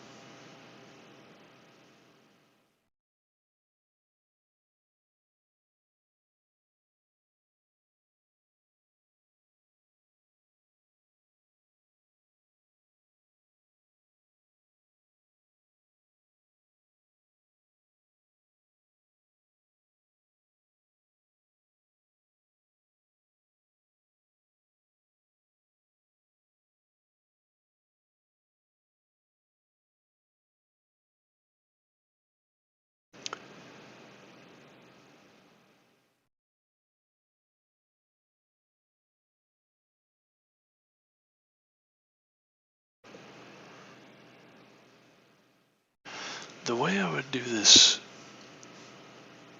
using constant space complexity, I think, is I would need to, this is property from left to right, that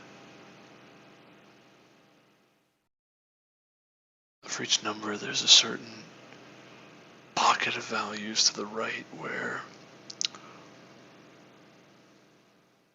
there's a certain point where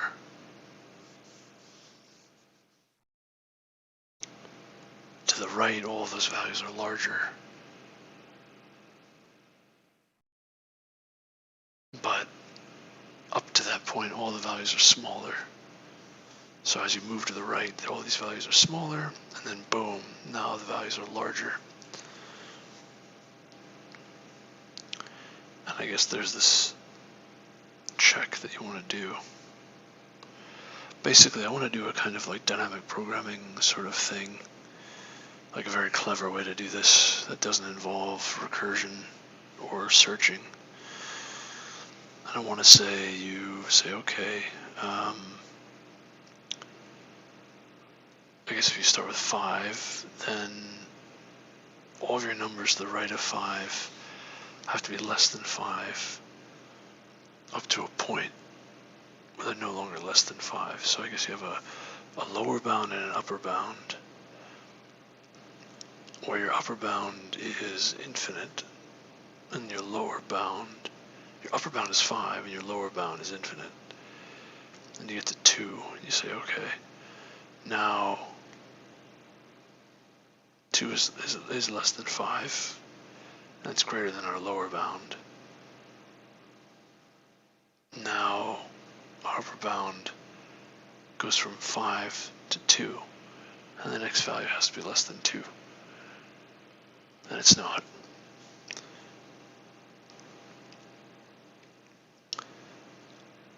Now the question is it greater than, it's going to be greater than 2, but is it greater than 5 also?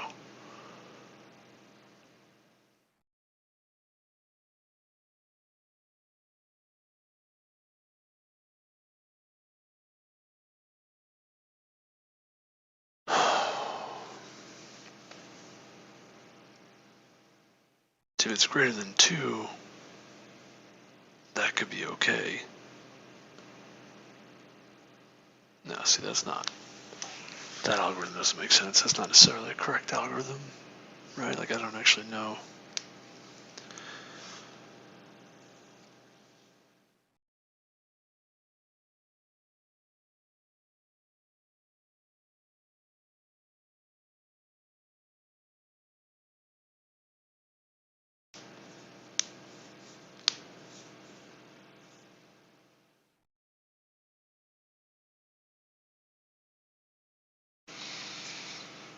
Mm.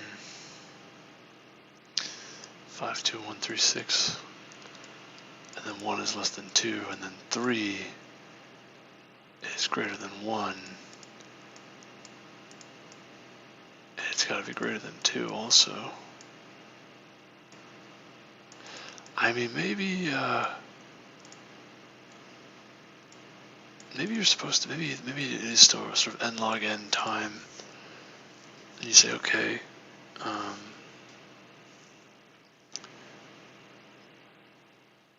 once you find, 6 is greater than, it's greater than the last value, it's greater than your it's out of a certain bound, you want to find out which value is it greater than, I guess.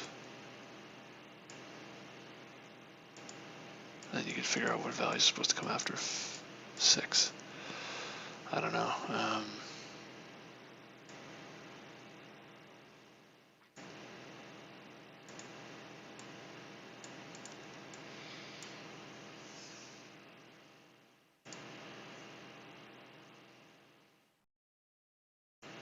Because if this is greater than 5,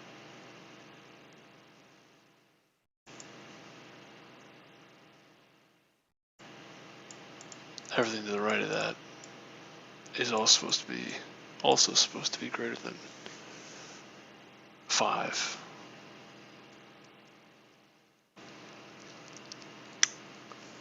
Interesting.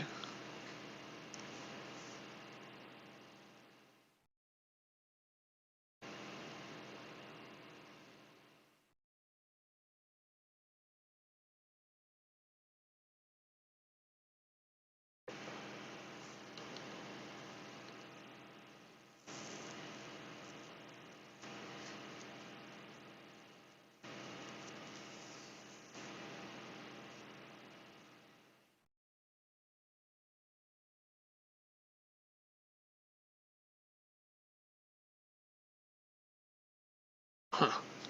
Let me lay down for a minute and think about it. I'm wondering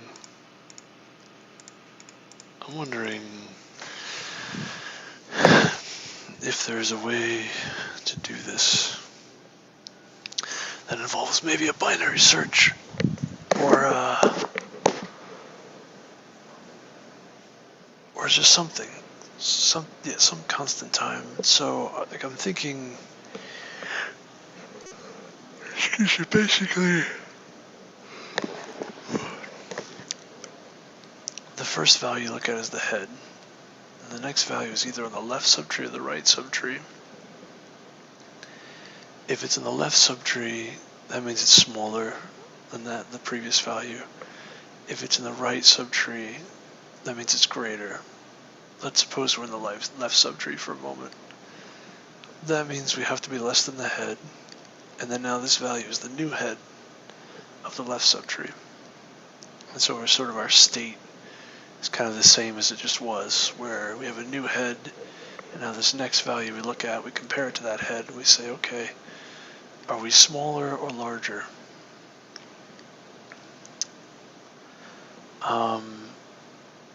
Now, if you're larger, then you can't be larger than that means there is no left subtree and you're in the right subtree.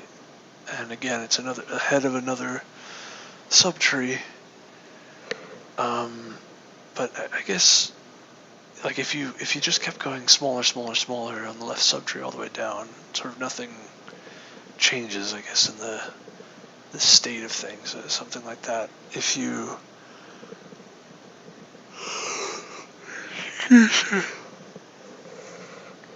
but once you switch to the right subtree, that's when things get interesting. So as soon as you switch to the right subtree, you're larger than the previous value. Now the question is, which subtree are you a part of then? Like which head are you now the subtree of? And I think you could use a logarithmic search there, right? Because from left to right up to that point, yeah, you could do a logarithmic search to figure out which head you're larger than. Which part of the tree does that node belong to? Basically how many how many of these subtrees that you looked at, this left subtrees, how many of them are empty, right? So let's say your right subtree, excuse me, you perform your logarithmic search and you find that you're, I don't know, somewhere in the middle. So you have like 500, 400, 300, 200, 100, and then your value is like 350. So there's 500, 400, 300, 200, 100, and you're 350. So you're right on off of 400. You're that right subtree there. Okay. Now you're 350. Now you basically repeat your algorithm. I mean, now what's the significance of that though? I don't really know exactly. I think you use that to update what the I guess the minimum and maximum value should be. Because if you now find a right subtree there, that's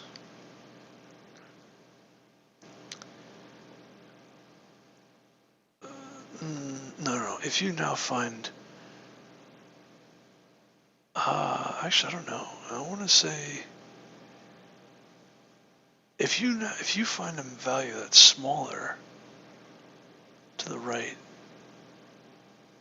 it could be a left. Now it's either a left subtree or a right subtree of the node you're looking at. If you find a value that's smaller, oh yeah. The reason why that's significant is that any number left or right has to be at least as large as that number that you just found, which was, what do you say, was 350 and 300 and 400, right? So your 350 is, it's got to be hanging off of 300.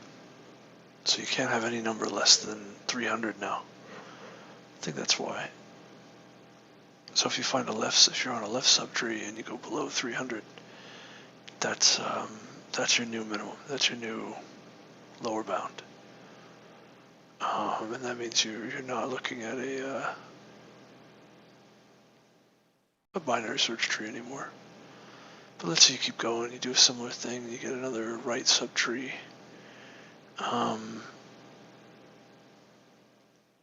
And then now here's the thing.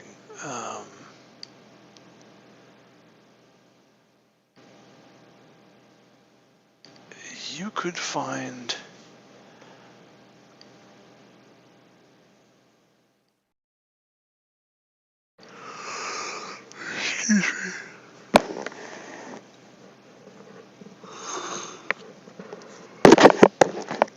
I guess that works for the first right subtree. But let's say you have another right subtree, right? And if you are above, if the next value you find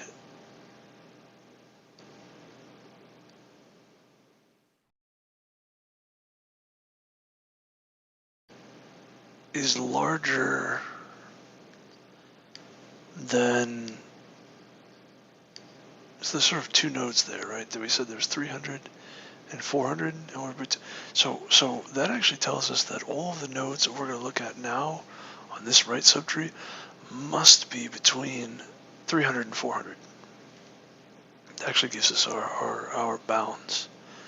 Because if we find anything above 400, that means that it's a new node on that previous branch, previous tree.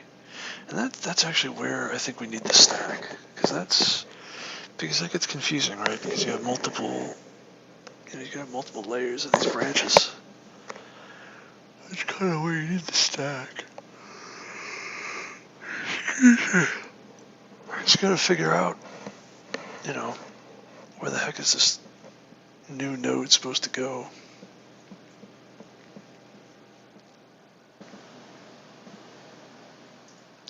Because you can't have a node that's smaller than 300.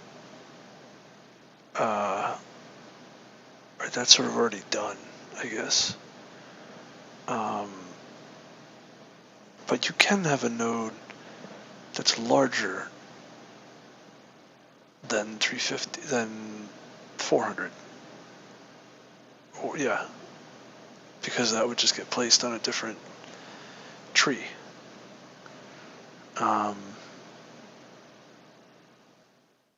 Right.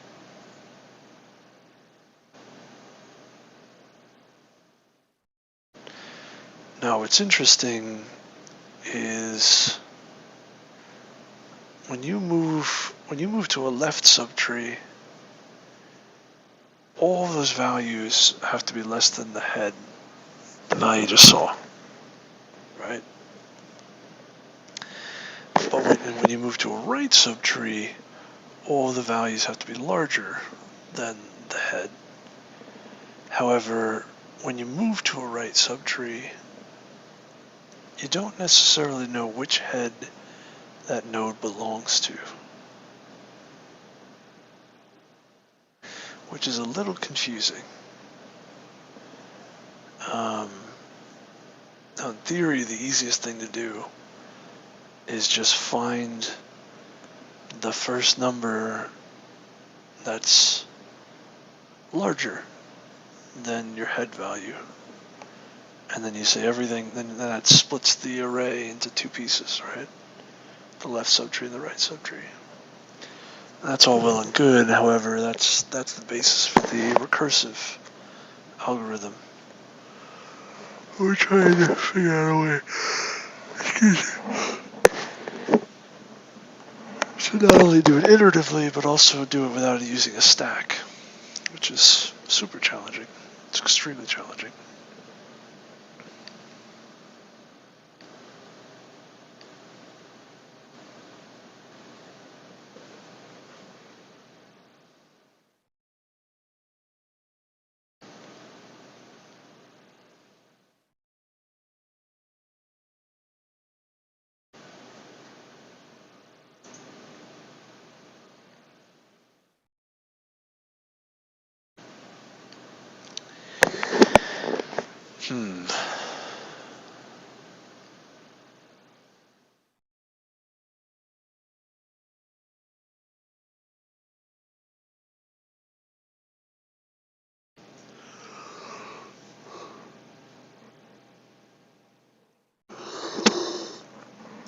Excuse me. Now I'm wondering if maybe there's a way to use the vector itself, like a stack, in that you could somehow save the position that you need to jump back to. No, I don't think you can. I don't think it's that easy. I don't think so. I don't think so. I don't know. I mean,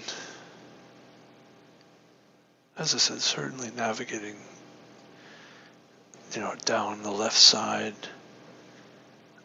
of the tree through the different head nodes as they get smaller and smaller, and then boom, you see a node that's larger, and then you want to figure out, okay, which head does that belong to? And then you put it there, and then you say, okay, let's say the next value is another value that's larger. I guess again, so you have these ranges of left subtree nodes that you want to iterate over.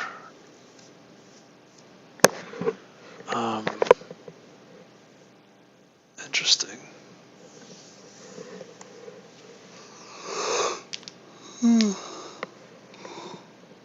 Excuse me, keeping track of all the nodes to...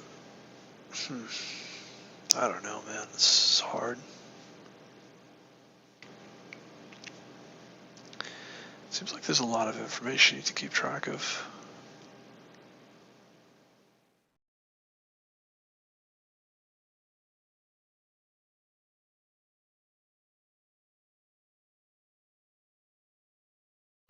Well, as soon as you see a value that's larger, you don't necessarily know where that node goes. The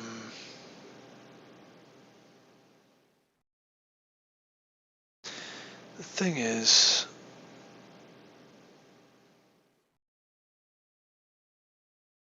if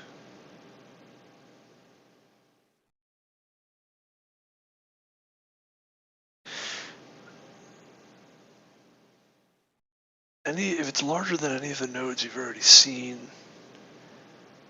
then that implies that all the nodes that are smaller than that you're not going to see, if that makes sense. You're not going to see any more of those because, I mean, not just that one. I mean, it's got to be the head node that it's attached to. You're not going to see anything smaller than that head node because you can't, right?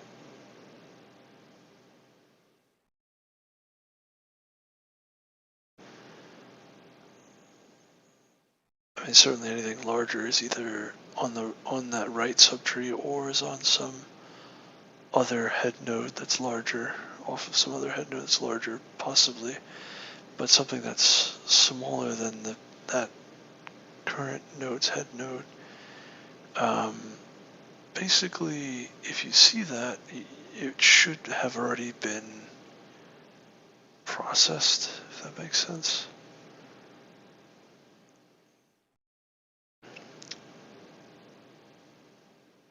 Because everything to the right of the head of a right subtree needs to be larger. Is that right? I don't know, I'm kind of just babbling on here because I'm just thinking it through, like what are some of the properties that we can use of these trees that could be useful.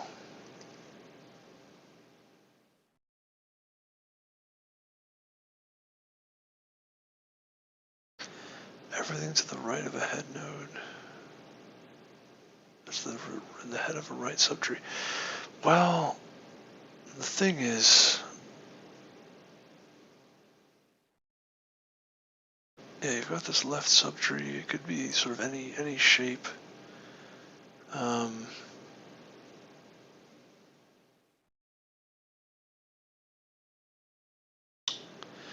Once you see a node that's larger than a particular head node, then all the nodes for that head node you've already seen. That's got to be true. The reason for that is that for a particular head node, everything to the left of its subtree is less than it, everything to the right of its subtree is larger, but also everything in that right subtree follows everything in the left subtree.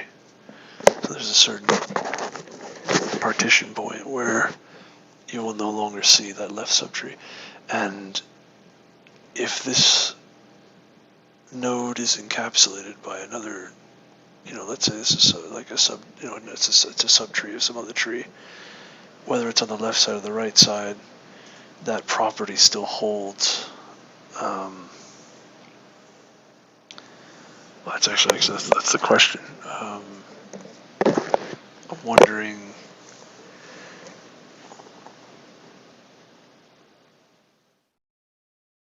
I guess what I mean to say is that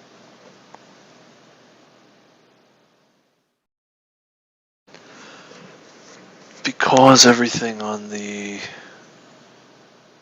left subtree is always going to be preceding the stuff on the right subtree, there's a certain like cascading effect, I guess. I'm not really sure how to express it. Maybe an inductive property where you can make some guarantees.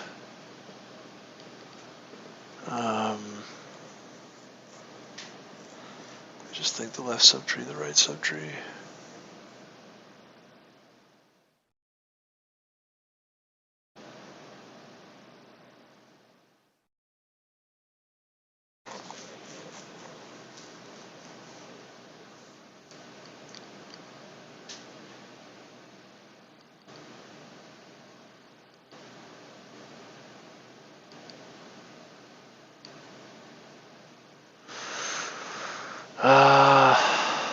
Like I want to say that if you see a node, you're moving from left to right, you see a whole bunch of left subtrees, see a right subtree, you say, okay, I found the head for that right subtree, the appropriate position to put it in. You can guarantee after that point that the head of that node, you won't see anything to the right of your current position that is less than that head node.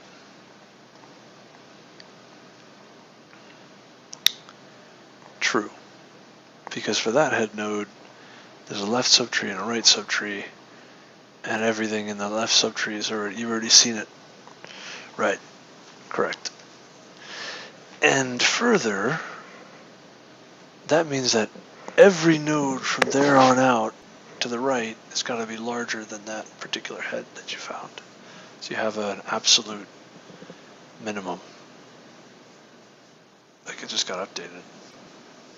True. Now, do you have an absolute maximum? Is that possible? Not really. I don't think you ever really have an absolute maximum. Or not necessarily, because the deal with the maximum is that the maximum will just tell you don't really have a maximum, actually. Like, well,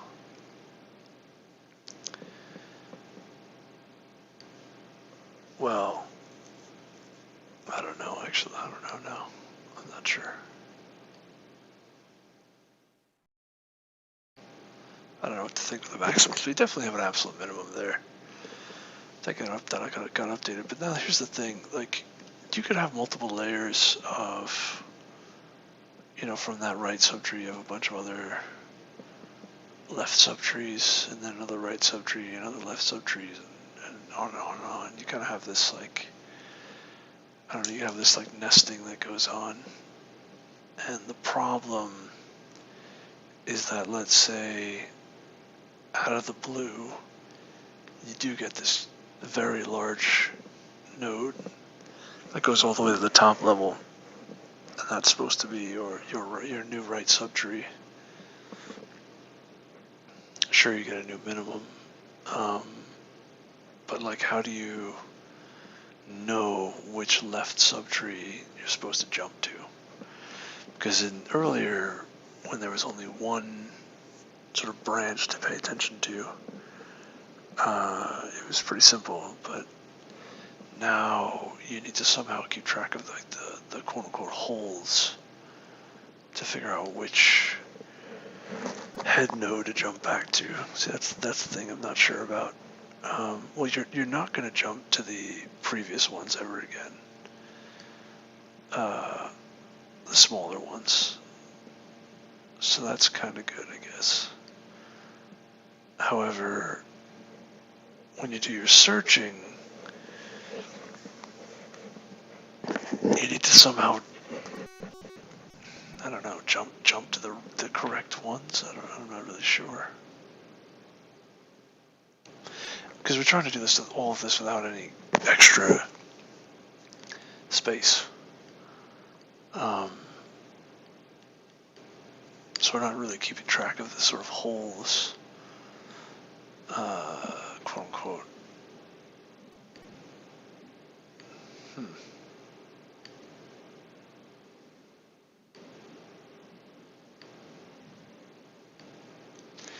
a stack would be useful there.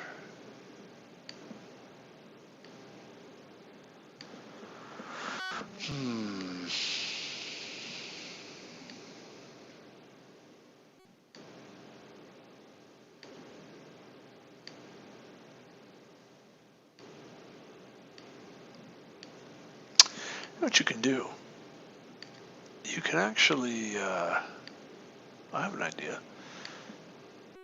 You could, okay, this is kind of tricky, but if you're okay with destroying the array, right, at the end of it, what you could do is basically you have your logarithmic search that you're going to do. Now that you know you're not going to revisit a certain node, you can write in that node the index that you're going to jump to perform another binary search, if that makes sense.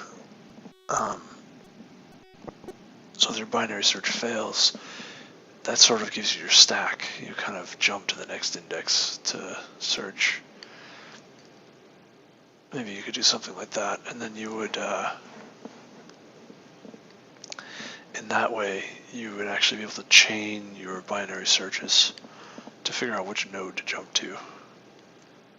And ultimately, I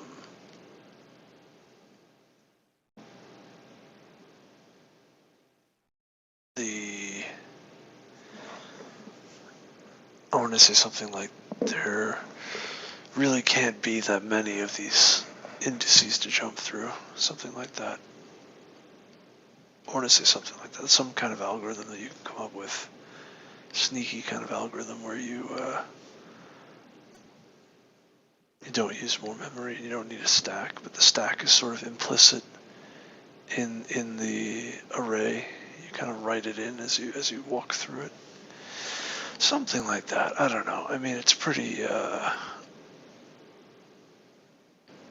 don't know. I don't know if you can even do that, if that even makes sense.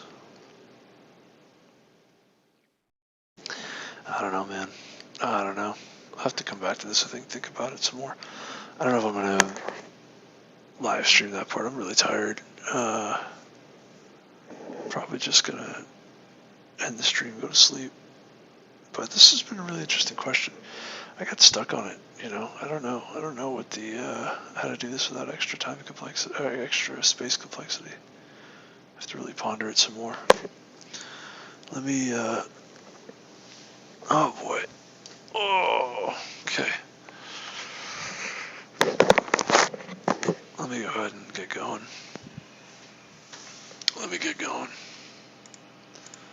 So, thank you all for watching, hanging out, saying hello. I do appreciate it.